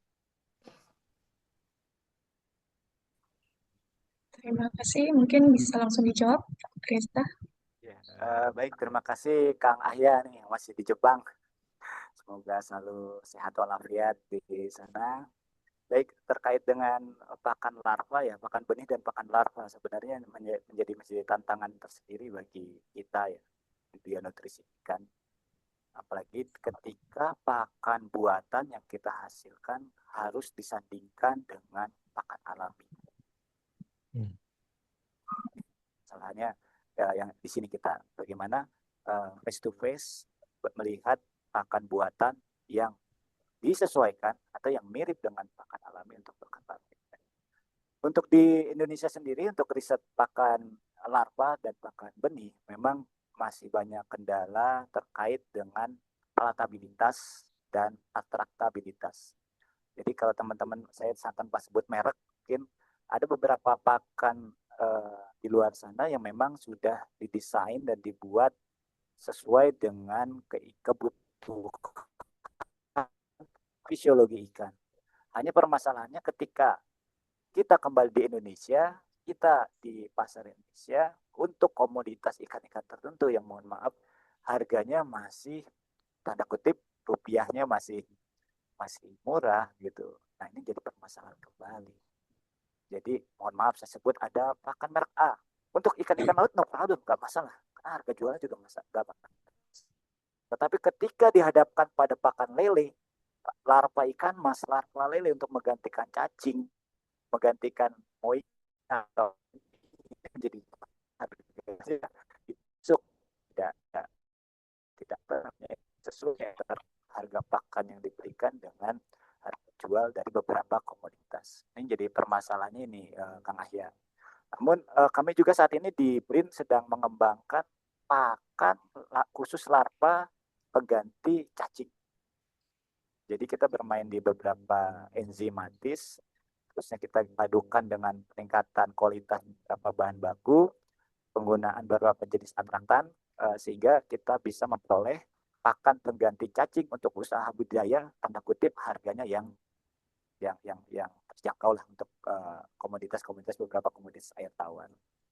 Mungkin itu. Nah, kami juga membuka peluang buat teman-teman mahasiswa UNESA yang memang mau penelitian khusus bukan larva, untuk pakan larva lele dan pakan larva ikan baung. Jadi kami menyediakan ada satu proyek pakan larva. Bagi yang berminat riset akan dimulai bulan Mei Juni ini bisa join di kami. Tadi semua kami tanggung semua bahan penelitian, terusnya analisa dan sebagainya. Bisa kalau berminat atau yang berminat teman-teman dari Indonesia bisa gabung silakan untuk mendesain pakan larva untuk lele dan ikan baung. Mungkin itu Kang Ahya. Mungkin ke depan kita bisa kolaborasi. Ya, sama satu lagi mungkin menyambung gitu ya Pak ya. Kalau posisi mulut larva itu ya setiap spesies kan berbeda-beda ya. Contohnya tuh kalau di ikan sejauh ini kan saya penelitian di ikan sebelah ya, ikan flounder, ikan laut. Nah dia karena dia itu bermetamorfosis sehingga posisi mulutnya itu dari mulai samping tingkah lakunya tuh dia berdiri kan mulanya. Nah nanti dia berpindah bermetamorfosis sehingga posisi mulutnya itu ada di atas. Tapi beda tingkah laku. Kalau yang pas baru menetas dia posisi mulutnya itu ada di atas mencari makan gitu ya. Sehingga pakan yang diharapkan sama dia itu adalah yang rotifer jenis small size SS ya. Tapi kalau dia udah bermetamorfosis sampai dia berenangnya itu melayang, menyamping gitu, posisi mulutnya kan tetap ada di atas. Tapi dia bisa makan pakan yang ada di atas yang di permukaan air gitu. Nah, itu apakah mempengaruhi juga gitu posisi mulut gitu ya? Ya, secara pasti kalau untuk ikan yang bermetamorfosis dalam artian seperti flounder, ikan sebelah, ya, mungkin saya sendiri memang belum banyak pengalaman ya ke arah sana. Namun contoh kasus misalnya ikan belida. Iya, Ini iya, juga iya. ini agak unik juga larvanya nih. Ketika tadinya subterminal, posisi mulutnya menjadi terminal. Nah, Iya. ketika kita pakai sebelum kita menggunakan atraktan dengan pola food and feeding habitnya si larva belida, ini masih bermasalah kita gunakan apa namanya pakan buatan khusus untuk larva. Namun kita analisis contohnya pas ketika cek ternyata pada usia tertentu nostrilnya sudah aktif. Nostril itu apa ya? Reseptor pada tanda kutip hidungnya si ikan belida aktif. Itu sangat bisa kita menggunakan, contohnya kami menggunakan betain. Jadi apapun pakannya, ketika misalnya slow sinking, misalnya kita kasih slow sinking, pelan-pelan dia jatuh ke permukaan, ke bawah, dari permukaan ke bawah, itu pakannya masih bisa dimakan. Walaupun ada perubahan dari terminal ke subterminal mulutnya. Mungkin apa namanya bisa share pengalaman kami seperti itu untuk kasus ikan belida. Tapi untuk flounder, untuk ikan sebelah, ikan lidah, kami juga memang belum banyak riset terkait dengan larva ikan-ikan tersebut.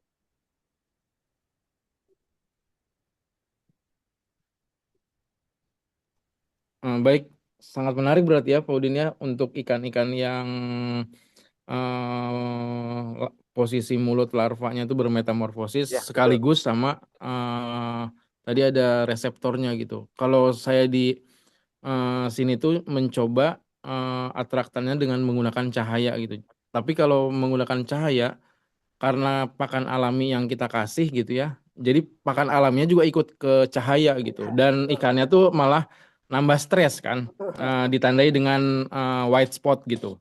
Yang ada di badannya gitu.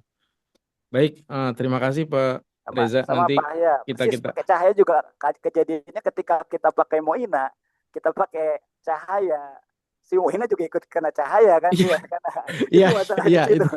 Sama kejadiannya persis seperti itu. Baik, Iya, iya, oke, iya. sama-sama Pak ya, terima kasih. Baik, terima kasih Pak Arya dan juga Pak Reza atas diskusinya. Mungkin dari peserta yang lain, silakan.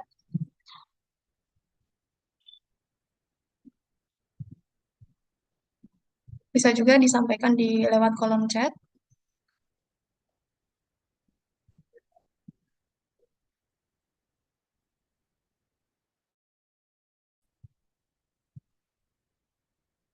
Atau mungkin dari adik-adik calon mahasiswa ingin bertanya terkait program studi aquacultur.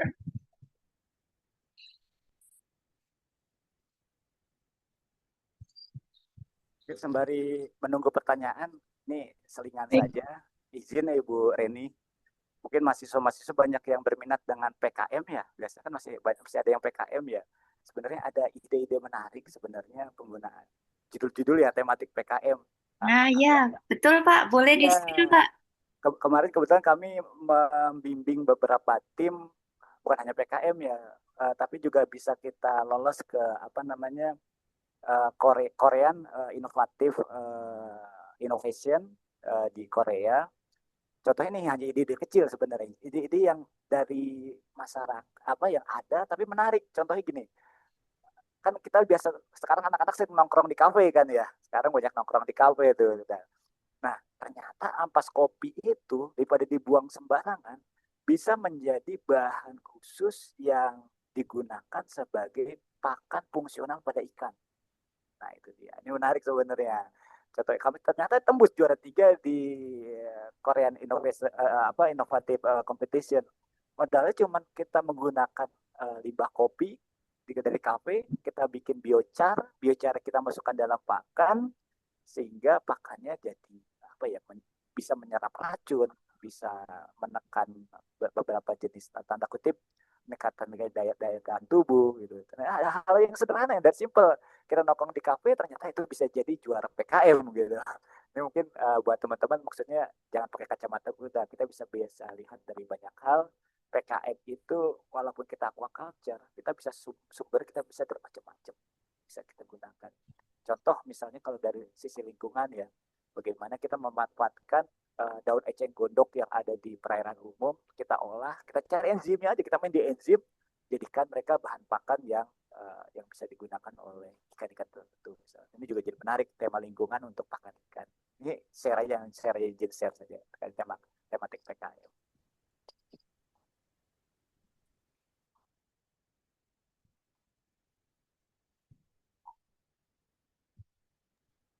Oke, itu idenya sudah dikerjakan ya Pak, tapi ya. Kita bisa modifikasi Bu. Contohnya tadi yang biasa anak-anak nongkrong di kafe. Nah, misalnya kita bisa main di optimasi suhu untuk pirolisis misalnya. Untuk proses pirolisisnya kita mainkan nih. Ini jadi teknologi tertentu nih, jadi teknologi yang bagus.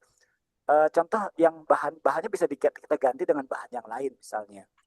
Ini kita bicara aquaculture ya, bukan hanya nutrisi saja. Contoh tepung, mohon maaf, cangkang batok misalnya. Cangkang batok kita pakai pirolisis, kita bikin biochar, kita jadikan bioakulan pada sistem filter budidaya misalnya. Itu belum ada yang banyak main di sana gitu. Atau penggunaan tepung biji mangga bioakulan untuk mengakulasi pada sistem filter sistem budidaya intensif. Ini menarik sebenarnya. Siapa tahu ada mahasiswa yang makan mangga di tempat jus mangga, ngelihat mangga biji mangga ini bisa kita gunakan. Nah itu ini sebenarnya bisa menarik seperti itu. Oke, luar biasa ini banyak ide sebenarnya ya Pak ya. Ini ternyata terkait dengan pakan ini. Silakan ini adik-adik.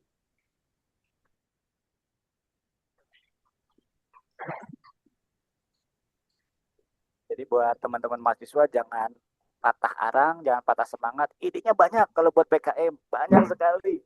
Baik PKM tepat guna, teknologi tepat guna misalnya. Contoh yang paling gampang yang kalau mau bergabung juga misalnya bisa juga misalnya ini Maggot Plus. Nah, ini lagi menarik juga nih, Maggot Plus. Bagaimana kita meng-create maggot kayak omega 3 misalnya atau maggot yang kayak cat pewarna berbasis limbah wortel misalnya. Hal yang kecil kayak gitu sebenarnya menarik buat teman-teman buat PKM, buat bisa pewarna pada ikan hias. Kita misalnya menggunakan ini limbah bunga krisan, kan banyak di Malang kan banyak yang dipotong-potong yang sisa-sisa itu banyak sekali kan. Kan banyak memiliki beta karotin misalnya. Gimana ya magotnya kita kasih limbah bunga potong, nanti magotnya tinggi beta karotin sehingga jadi pewarna alami kalau dimakan ikan koi, ikan apa gitu. Jadi warnanya lebih muncul. Ini menarik sebenarnya. Mungkin itu Bu, ini hanya ide-ide saja sih Bu.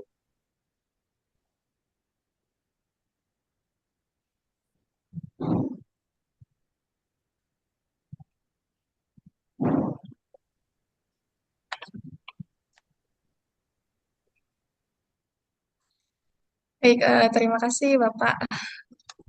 Sangat menarik sekali dan menambah banyak ide dan referensi ya. Kalau ini Pak Reza, kalau maggot dikasih beta karotinnya tinggi, nanti bisa menjadi kompetitor buat pakan manusia berarti. Kayak keong kan, kayak bekicot itu kan, bekicot kalau dikasih kangkung, kalau dikasih cesim gitu, nanti kan dia kan pencernaannya jadi bersih kan. Iya betul. Kalau dia pencernaannya bersih malah jadi kompetitor buat manusia. Jadi bahannya itu nanti makanya kita source bahannya yang kita cek misalnya bahannya itu nanti source-nya. Bang kenyataannya bisa jadi ke arah sana memang. Bisa jadi ke arah sana.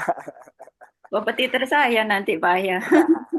Iya justru itu makanya. Ya kalau kamu lihat pakai bahan-bahannya bahan mana yang tidak digunakan oleh manusia misalnya. Kayak tadi kan misalnya manusia nggak makan bunga krisan, nggak makan bunga marigold misalnya. Limbahnya Iya. Nah kayak gitu atau misalnya kayak kami melihat di Cipanas Cianjur misalnya. Ketika panen wortel yang kecil-kecil nggak digunakan, dibuang gitu saja kan sayang-sayang. Ketika modal chopper kasih ke media maggot, jadi ternyata mudah sekali ternyata. Iya, karena pakan source-nya udah bersih kan, jadi layak untuk manusia jadinya nanti jangan-jangan kan. Ya ide gitu. Silakan mungkin ada pertanyaan lain silakan. Baik, terima kasih. Kemudian selanjutnya ada satu pertanyaan di kolom chat ini Pak Reza dari saudara Dr. Mixon. Saya ingin bertanya dari bahan baku alternatif yang disampaikan, mana yang memiliki technical visibility tertinggi untuk ikan karnivora dan parameter kunci yang harus dipenuhi. Mungkin bisa langsung dijawab Bapak. Silakan. Terima kasih Pak Dr. Mixon. Ini pertanyaan sebenarnya agak tricky nih. Agak trikinya ada dua kata kunci yang harus dicermati. Yang pertama, tanda kutip, tingkat visibility-nya yang tinggi seperti apa. Yang kedua, ikannya ini. Masalahnya ikannya ikan karnivor. Jadi ketika kita bicara ikan karnivor, bahan bakunya juga agak tricky. Tricky-nya dalam artian nggak semudah kita mencari dan melihat bahan yang visible untuk ikan-ikan herbivore maupun omnivore. Ini yang jadi masalah. Ketika kita melihat bahan tersebut untuk ikan karnivore, kita bicara karnivore, maka salah satu yang penting titik kunci atau titik kritis parameter yang terpenuhi adalah digestibility. Kita harus melihat itu dulu. Ketika ini terpenuhi, kita tinggal melihat yang lain. Apakah bersaing dengan manusia atau tidak? Apakah bahan ini ada INF-nya atau tidak? Gitu. Ini jadi parameter penting. Jadi bagaimana kita melihat digestibility atau nilai kecernaan dari bahan yang akan kita gunakan. Contoh, saya sebutkan contoh. Untuk market di wilayah selatan Jawa, misalnya daerah Pacitan, daerah Trenggalek, misalnya Ponorogo, pada musim tertentu melimpah sekali, misalnya bahan baku jingking. Jingking itu apa ya? Renik, kayak udang renik, kayak kepiting renik. Jumlahnya sangat melimpah dan ini menjadi kunci atau bahan baku pakan untuk ikan karnivor karena ternyata kita uji nilai kecernaannya tinggi, manusia nggak makan jingking, tidak ada tanda kutip tidak berkompetisi dengan manusia, sehingga ketika kita gunakan sebagai bahan baku pakan, nilai visibility-nya sangat tinggi. Itu, tapi masalahnya nanti akan kalau kita buat skalanya skala lokal, skala misalnya cukup di pesisir Jawa, selatan Jawa lah, mungkin akan terkendala dengan musiman. Kalau kita melihat yang secara nasional bisa kita gunakan untuk karnivor, memang salah satunya tepung darah dengan protein yang tinggi, source-nya yang tinggi, ketersediaannya sepanjang tahun. Hanya nanti akan ada masalah bagi nilai pencernaan tanda kutip, tapi bisa kita akali. Yang kedua biasanya keberterimaan masyarakat. Mohon maaf bagi wilayah tertentu, mereka masih tanda kutip saya sampaikan tadi terima pakan-pakan yang bahan bakunya subhat gitu Pak. Masih meragukan dari sisi agama, walaupun saya sendiri bukan ustadz, tapi kami melihatnya seperti itu. Mungkin itu Pak. Jadi parameter kuncinya untuk karnivor itu kecernaan, digestibility-nya harus jelas dulu di sana. Sehingga ketika kita formulasi dengan kondisi parameter yang ada, sehingga bisa kita masukkan sesuaikan dengan requirement-nya dan masuk. Mungkin itu Pak Mixon.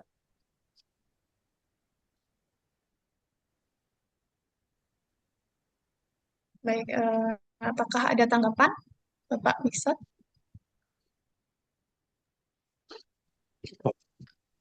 Rasa cukup ya Pak. Feel free aja teman-teman, santai aja, tenang saja. Kalau memang ada Dari yang peserta. lepas dari ini mau kontak saya diskusi silahkan. Iya. Oh ya, terima kasih. Ini Iji. Mungkin dari peserta lain silakan. Masih ada sedikit waktu.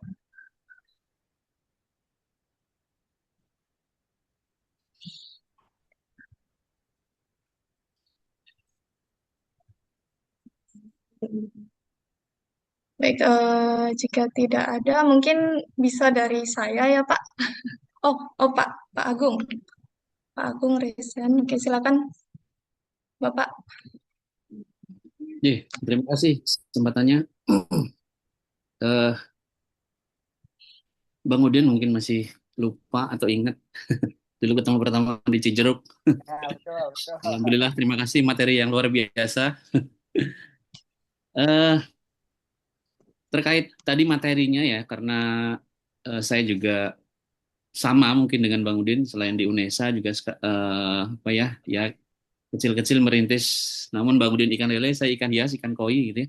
Jadi mungkin terkait bahan baku lokal tadi menarik dan pakan mandiri ya yang sebenarnya memiliki potensi besar untuk kita terus kembangkan bahkan kita produksi ya secara masif gitu ya di Indonesia karena memang tadi kebutuhan ikan atau kebutuhan ikan konsumsi maupun ikan hias itu juga semakin tinggi gitu ya terkait budidaya gitu ya. Mungkin eh, untuk ikan koi saya pengen mungkin apa ya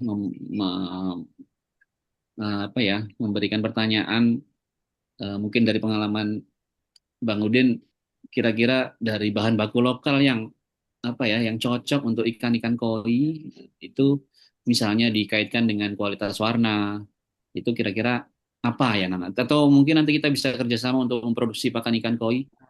Insya Allah UNESA dan Bu Nadia ini siap untuk produksi. Terima kasih Bang Udin. Iya, baik. Nah, ini teman kami ini waktu di masih teringat di waktu di Cijeruk ya. Siap. Baik, untuk koi mungkin kita bicara sedikit. Kebetulan sempat 2 tahun kami membantu teman-teman apa ya komunitas koi Bandung untuk menyediakan pakan Kak Agung. Jadi bahan baku lokal, kalau kita bicara bahan baku lokal, memang secara umum, secara generik, apa yang dimakan oleh ikan mas pasti akan masuk di ikan koi. Kalau untuk pertumbuhan, itu simpelnya kayak gitu. Tapi kenyataannya koi itu nggak sesimpel itu. Koi itu nggak sesimpel itu. Contoh, ketika kita formulasi lemaknya terlampau tinggi, satu, dia timbunan lemaknya mungkin banyak, bodinya nggak bagus. Yang kedua, biasanya kalau pakai spray dry, kita pakai misalnya pembuatan pakannya nggak extruder, kita semprot sedikit, pakannya kotor, airnya kotor, nggak mau ada bercak minyak di kolom koin. Ini jadi tricky sebenarnya. Kembali ke pertanyaannya Kang Agung, kalau saya boleh usulkan, kita main di pakan bahan baku fungsionalnya saja. Jadi misalnya kita main di peningkat warna. Yang paling mudah apa? Yang paling gampang? Ekstrak bunga marigold atau bunga apa ya? Kalau di Bogor bunga tai kotok. Nah itu yang ternyata kalau secara kami menguji dari sisi apa ya omic tools ya, dari sisi transkriptomik maupun proteomik, ternyata kita gunakan tepung bunga marigold itu akan memacu aktivasi beberapa gen penyandi warna pada ikan koi. Ini menariknya di situ sebenarnya. Kita menggunakan bahan-bahan tertentu yang memang secara efektif bisa meningkatkan dan memacu keluarnya warna atau aktivasi warna dari ikan koi. Contoh yang sebenarnya nggak efektif banget sebenarnya banyak digunakan tepung kulit udang atau kulit rebon katanya untuk meningkatkan warna. Hanya kami amati dari sisi omik tool, dari sisi transkriptomik bahwa penggunaan misalnya tepung udang, oke, dia bermanfaat, dia bisa sejauh apa sih sebenarnya efektif apa dia bisa meningkatkan warnanya. Dan celakanya tepung udang itu kan banyak mengandung kitin, sedangkan di koi juga gak bagus-bagus banget dalam mencerna kitin. Makanya kalau boleh diskusi, bahan diskusi untuk bahan pakan lokalnya misalnya kita menggunakan tepung bunga marigold. Efektif banget, asli. Efektif banget terutama buat koi yang basis warnanya adalah orange, merah, dan gabungan orange merah. Itu bagus banget. Tapi kalau misalnya mohon maaf koinnya kayak ogon silver, ogon kuning, mau nggak mau kita masih tetap menggunakan kecambah millet. Kita masukkan dalam pakan agar warnanya oke. Mungkin nanti kalau mau diskusi bisa diskusi lebih lanjut. Nanti kami open juga karena di sini nggak mungkin kita diskusi lebih panjang. Kami open bahan baku untuk koi yang sudah kami kerjakan untuk teman-teman Koi Center Bandung. Nanti bisa kita diskusi di sini. Atau WA juga boleh lah. Siap. Tuh, Kang Agung. Matur nuwun, Mas Ya, Reza. siap. Baik, terima kasih. Mungkin dari peserta yang lainnya ada door prize khusus bagi penanya nanti. Mahasiswa Fakultas UNESA mungkin silakan.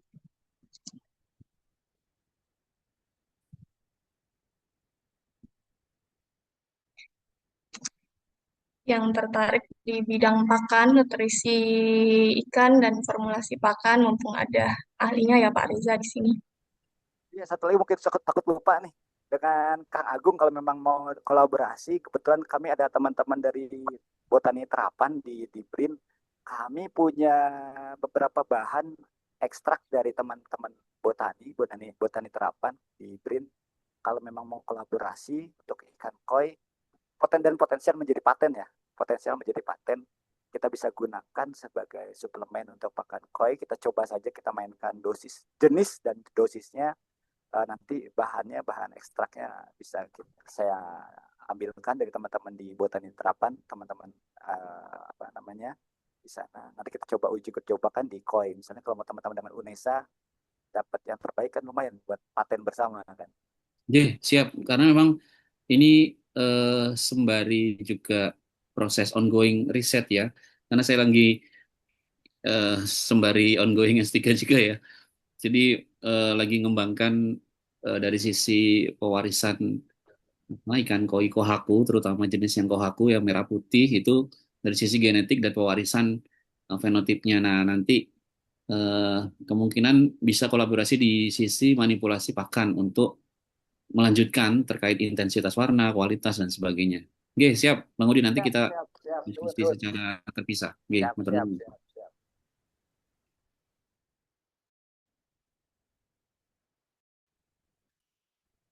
Dari peserta yang lain, mungkin silakan. Baik, kalau tidak ada, mungkin terakhir dari saya ya Bapak. Jadi menarik sekali tadi, terima kasih atas materinya, yang kebetulan relate dengan bidang yang saya tekuni gitu Bapak. Riset saya dulu juga terkait nutrisi pakan atau apa namanya feed replacement gitu. Nah, jadi tadi banyak yang familiar gitu ya. Saya mau tanya gitu Bapak, agak sedikit menyambung dari pertanyaannya Pak Agung tadi. Kira-kira apa sih bahan saran dari Bapak gitu?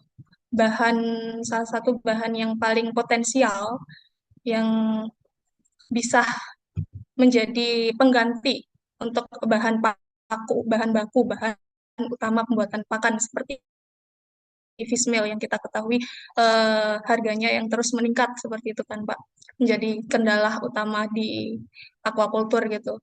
Nah, kira-kira ada nggak sih saran dari Bapak gitu, salah satu bahan yang potensial untuk mengganti bahan utama dari pembuatan pakan itu, mulai dari bisa dilihat dari kandungan proteinnya berapa gitu, mungkin yang baik itu apa gitu kira-kira. Terima kasih. Baik, Mbak. Ini pertanyaan asik, pertanyaan kelas. Bukan hanya kita yang bertanya, tapi bahkan teman-teman formulator pabrik pakan selalu nanyakan hal yang sama. Terus, ada nggak sih bahan baku pengganti tepung ikan yang efektif, efisien, dan bagus gitu? Pertanyaan itu selalu seperti itu. Kalau saya menjawab seperti ini. Kalau kita bicara dari sudut pandang pabrik pakan, kita bicara sudut pandang pabrik pakan karena formulator bisa dari sisi akademisi, bisa dari sisi pabrik pakan. Kalau dari pabrik pakan, kuncinya adalah sebenarnya bagaimana memperoleh bahan baku. Kriterianya saya berikan kriterianya yang stabil dan harganya selalu di bawah tepung ikan. Apapun itu bahannya. Yang jelas dia pasokannya stabil. Pasokannya kalau bahasa Jawanya kalau listrik itu biar pet lah kasarnya. Tidak seperti itu. Tapi kalau kita bicara akademisi, kita bicara peneliti tanpa mengesampingkan dunia industri lah, teman-teman di pabrik pakan dunia industri. Ada beberapa bahan baku yang memang bisa kita gunakan sebagai pengganti tepung ikan, walaupun memang beberapa bahan tersebut masih terkait dengan ikan itu sendiri. Contohnya apa? Sapu-sapu misalnya. Walaupun udah sering risetnya sudah banyak, tapi kita belum pernah memetakan secara detail apple to apple dari asam aminonya. Yang simple kayak gitu. Contoh selain tepung ikan yang konvensional ya, kita bicara bukan tepung ikan konvensional. Kalau kita bicara tepung serangga-seranggaan, kriket, maggot, kita bicara ulat Hongkong, oke sebagai riset. Tapi ketika berhadapan dengan lapang, ya kan menjadi kendala lain. Contohnya apa? Maggot dari sisi protein, kecernaan, terlepas dari kitinnya yang tinggi dan kita bisa defated, kita ambil lemak, kita pisahkan lemaknya. Itu bisa secara laboratorium secara penelitian terkontrol bisa. Tapi ketika kita bicara scale up penggunaan di masyarakat, mau berapa kilo sih maggot kering, maggot basah yang menjadi maggot kering diaplikasikan? Nah, itu hal-hal yang seperti itu. Jadi kalau kami melihatnya tadi seperti 6 kriteria yang tadi saya sampaikan, kalau bahannya menyarankan sesuai kriteria tadi, seperti tidak usia, nggak ada air, bagaimana digestibility, accountability, lebih ke arah sana. Karena kadang untuk riset tiap daerah, tiap wilayah punya bahan baku yang berbeda-beda juga untuk bahan riset. Mungkin itu, Mbak. Ya, baik. Terima kasih, Bapak. Jadi bisa dilihat dari segi kriterianya dulu ya, Bapak. Kemudian harganya juga kalau bisa lebih rendah dari harga fish meal itu sendiri. Gitu. Betul. Ya, Banyak baik. yang Terima kasih, Bapak.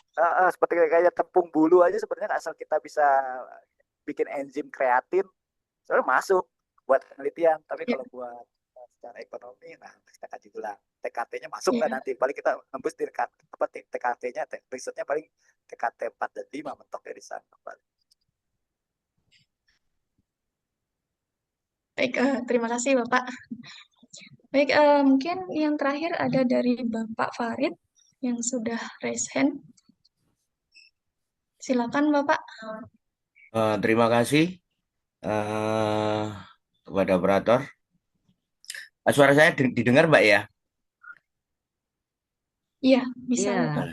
Oke. Ke Prof. Reza. Prof, saya ini kan guru, kurang 4 tahun lagi pensiun. Jadi ya mau nggak mau saya sendiri pingin punya apa namanya usaha kecil-kecil memelihara kayak ikan lele kayak gitu yang pernah saya terima dari FKP sendiri buat seperti apa namanya bak-bak yang dari besi itu. Nah permasalahannya kan memang terkait pakan ya. Lah kebetulan saya sendiri ini jadi Pak RW di tengah kota. Kebetulan rumah saya dekat perkotaan dan dekat sekali dengan pasar. Lah limbah-limbah itu memang sampai jam 10, 11, 12 siang itu memang nanti baru diambil oleh tata kota untuk kebersihan itu apa ya boleh dikatakan agak siangan. Lah maksud saya kalau saya mulung begitu kira-kira apa limbah yang cocok dari limbah pasar. Kalau saya lihat itu ada ya tulang-tulang ikan yang ikan laut itu pun dibuang berserakan ya terus akhirnya sempat mikir kira-kira dari limbah itu apa yang bisa saya manfaatkan. Nggak apa-apa, saya hitung-hitungannya nanti investasi buat gilingnya juga nggak apa-apa. Hitung-hitung nanti biar kita bicarakan di luar itu. Saya harus sering silaturahmi ke FKP nih minta Prof Reni untuk minta nomor jenengan. Itu aja. Matur nuwun. Assalamualaikum. Izin jawab nggih, Mbak Nadia nggih? Ya, silakan Bapak. Iya. Jadi Pak Farid luar biasa sekali, Pak. Kebetulan kami juga sama-sama usahanya lele, kami juga produksi pakan sendiri, kami di Bogor bikin pakan sendiri, Pak. Kalau pakan ini hanya sharing saja, kalau pakan komersial harganya 14.000 15.000 per kilo dengan protein 30%, kami produksi pakan dengan harga Rp9.200 per kilo dengan protein 30% juga. Nah, terkait dengan pertanyaan panjenengan Pak Warid, nuwun sewu, bahan bakunya sebenarnya seluruh bahan baku yang ada sebenarnya untuk lele ya, kita bisa gunakan. Ya, mungkin di sana ada tepung tulang. Apa tulang? Nuwun sewu. Tulang ikan, limbah ikan, kepala ikan, jeroan ikan, sirip ikan, apa melih? Sayur-sayuran misalnya hijauan, ada limbah kol, daun cesim yang nggak tergunakan, itu sebenarnya bisa digunakan semua sebagai pakan ikan. Permasalahannya satu sebenarnya. Permasalahannya kalau jenengan mau membuat pakan ikan yang bisa disimpan lah kasarnya, sanggup simpen 3 bulan misalnya, jenengan punya Pak Farid punya stok banyak, kita tepukan, nanti kita gunakan sebagai bahan pakan ikan lele. Sakit Pak. Masalah yang kedua adalah nanti kita sama-sama belajar membuat formulasi yang tepat berbasis bahan-bahan yang ada. Walaupun ikan lele itu geragas, mau makan segala macam, tapi kalau kita bicara jenengan mau panen lele 50 hari, 60 hari, misalnya untuk menjawab MBG misalnya, kan lele sekarang lele sekilo 12 kan, panen ukuran kalau di kami panen ukuran 48 hari panen biasanya. Nah ini kita formulasi pakannya agak berbeda Pak. Jadi kalau memang berminat nanti jenengan bisa simpan nomor kami, nanti kami ajarkan teknik formulasinya, mungkin sesi khusus nggak hari ini. Nanti kita bisa via Zoom saja, mungkin beberapa teman-teman di RW, Pak Warid misalnya, nanti kami sampaikan, nanti tinggal Pak Farid informasikan kami bahan baku yang ada di sana apa, jenisnya bagaimana, jumlahnya berapa kira-kira. Nanti kami buatkan formulasinya. Sehingga Pak Farid tinggal nyamper, oh ini tepung cesim sekian 5% misalnya. Oh tepung tulang ikan atau limbah ikan misalnya, tepung misalnya limbah dari tahu tuna misalnya, sekian misalnya. Nah itu bisa kami bantu nanti. Mungkin itu Pak Farid. Insya Allah mungkin kita bisa tindak lanjuti. Oke, matur nuwun Prof, matur nuwun. Oke, Pak. Baik, terima kasih Bapak. Ini masih ada satu pertanyaan lagi Pak Riza di kolom chat. Dari Rizal Marsauli, Maluku Utara. Apakah ampas tahu atau sampah tahu bisa dimanfaatkan untuk pakan ikan kerapu, Bapak? Ya. Kebetulan saya sedang riset ikan kerapu juga, pakan kerapu. Untuk bahan baku memang spesifikasi kebutuhan pakan ikan kerapu beda dengan beberapa jenis ikan lainnya, Pak Rizal ya, Pak Rizal. Berbeda dengan bahan baku lainnya. Pertanyaannya, bisa nggak ampas tahu atau ampas tahu digunakan sebagai pakan ikan kerapu? Kalau saya jawab bisa. Hanya yang menentukan nanti bagaimana formulasinya dalam makan, Pak. Ini yang jadi permasalahan. Ketika ampas tahu terlalu banyak, apalagi dalam bentuk basah, dia akan cenderung asam. Ketika pakannya bau asam, terlalu banyak, kerapunya nggak mau makan. Makanya kita akali gimana? Nanti kita akali ampas tahu atau limbah tahu atau sampah tahunya kita keringkan, kita buat formulasi, kita cetak dalam bentuk kering. Nah, kita gunakan beberapa atraktan dan asam amino tertentu misalnya buat meningkatkan pertumbuhan kerapu walaupun makannya ada ampas tahu. Jadi seperti itu. Misalnya contohnya kita kasih squid oil, nanti ketika campuran pakannya kita tepung cumi misalnya.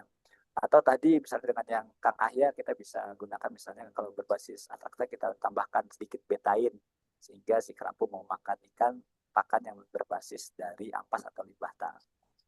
Mungkin demikian Pak Rizal, kalau mau detailnya mungkin kita bisa berhubungan baik email atau chat, silahkan saja. Nanti akan kami bantu formulasinya seperti apa. Demikian Mbak Nadia. Oke, baik, terima kasih Bapak karena waktu sudah cukup. Ya, tuh. Ini ada tambahan dari Bu Reni. Ini sebelum saya akhiri. Sudah cukup, Mbak Nadia? Dari Bu Isna, Prof. Nining yang juga masih ada. Ingin tanya, sebenarnya ingin tanya terkait penerapan probiotik. Nah, ini begini, Pak Reza, saya itu kan baru di akuakultur ya, jadi supaya prodi bisa berdiri waktu itu belum 5 orang gitu, sehingga saya ikut bergabung. Nah, selama ini saya itu risetnya juga terkait pakan, hanya saja pada ruminansia. Nah, ini saya itu maju mundur mau apa mengajukan proposal ke BRI itu loh terkait probiotik tapi pada ikan. Apakah prinsipnya itu sama? Kalau di ruminansia itu kan kita menggunakan bakteri-bakteri selulitik, terus protein bakterial itu yang paling bagus untuk menambah biomasa si ruminansia itu. Lah kalau di ikan itu seperti apa? Begitu. Ini maju mundur. Nggih, Prof. Proposalnya ini bener apa enggak? Seperti itu. Prof, nggih. Kalau saya maju terus pantang mundur, Prof. Oke. Oke. Nuwun sewu, kalau boleh sharing mungkin gini, Prof. Perbedaannya pertama karakter aquafit dengan terrestrial feed atau pakan ruminan dengan pakan ikan. Ketika pakan ikan itu kita campur masukkan ke air, medianya air. Nah, ini apakah Prof nanti mau penelitiannya itu misalnya pre-treatment bahan baku misalnya. Kalau menggunakan pre-treatment bahan baku itu sangat-sangat bisa. Misalnya mengurangi serat kasar dari bahan baku misalnya. Kalau menggunakan bakterinya atau probiotiknya mengandung enzim selulitik itu sangat luar biasa, Bro. Itu kalau saya boleh saran, maju terus pantang mundur. Karena teman-teman pabrikan juga akan sangat bermanfaat, bisa dipatenkan. Contohnya paling gampang tadi, Prof, nuwun sewu, Prof. Misalnya Prof menggunakan bakteri selulitik untuk mendegradasi serat pada daun eceng gondok sehingga bisa digunakan sebagai pakan ikan. Itu mantap luar biasa, Bro. Aspek lingkungannya dapat, aspek nutrisinya dapat, aspek isu lingkungannya juga menarik gitu. Jadi insya Allah maju terus pantang mundur. Tinggal nanti apakah nanti pre-treatment di pakan sebelum digunakan di pakan di bahan bakunya atau pre-treatment di pakannya sendiri setelah formulasinya jadi kita tahu berapa serat kasarnya kita gunakan si probiotik tersebut atau pihak lain. Tapi kalau misalnya campur di pakan terusnya kita cetak, khawatir contoh kalau extruder suhu 105 derajat probiotiknya rusak. Nah ini yang jadi pertimbangannya. Beda kalau ruminan kan enggak seperti itu Prof ya. Ya, jadi seperti itu. Siap. Prof. Matur nuwun. Maju terus ya Prof ya, maju terus Prof.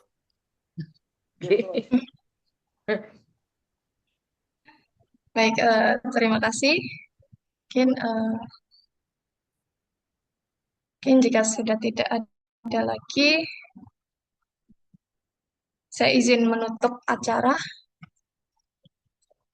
Nanti untuk pertanyaan yang lebih detail bisa didiskusikan dengan Pak Reza secara personal ya, Bapak. Baik, sampai di penghujung acara, saya sebagai moderator sekaligus MC mohon izin untuk menutup acara. Terima kasih sekali lagi kepada Bapak Reza Samsudin atas materi yang sangat luar biasa hari ini. Kemudian kepada para peserta Aquaculture Fest pada hari ini juga, terima kasih banyak atas partisipasinya. Bisa saya simpulkan dari materi yang didapat pada hari ini, pakan memiliki peran yang sangat penting dalam budidaya.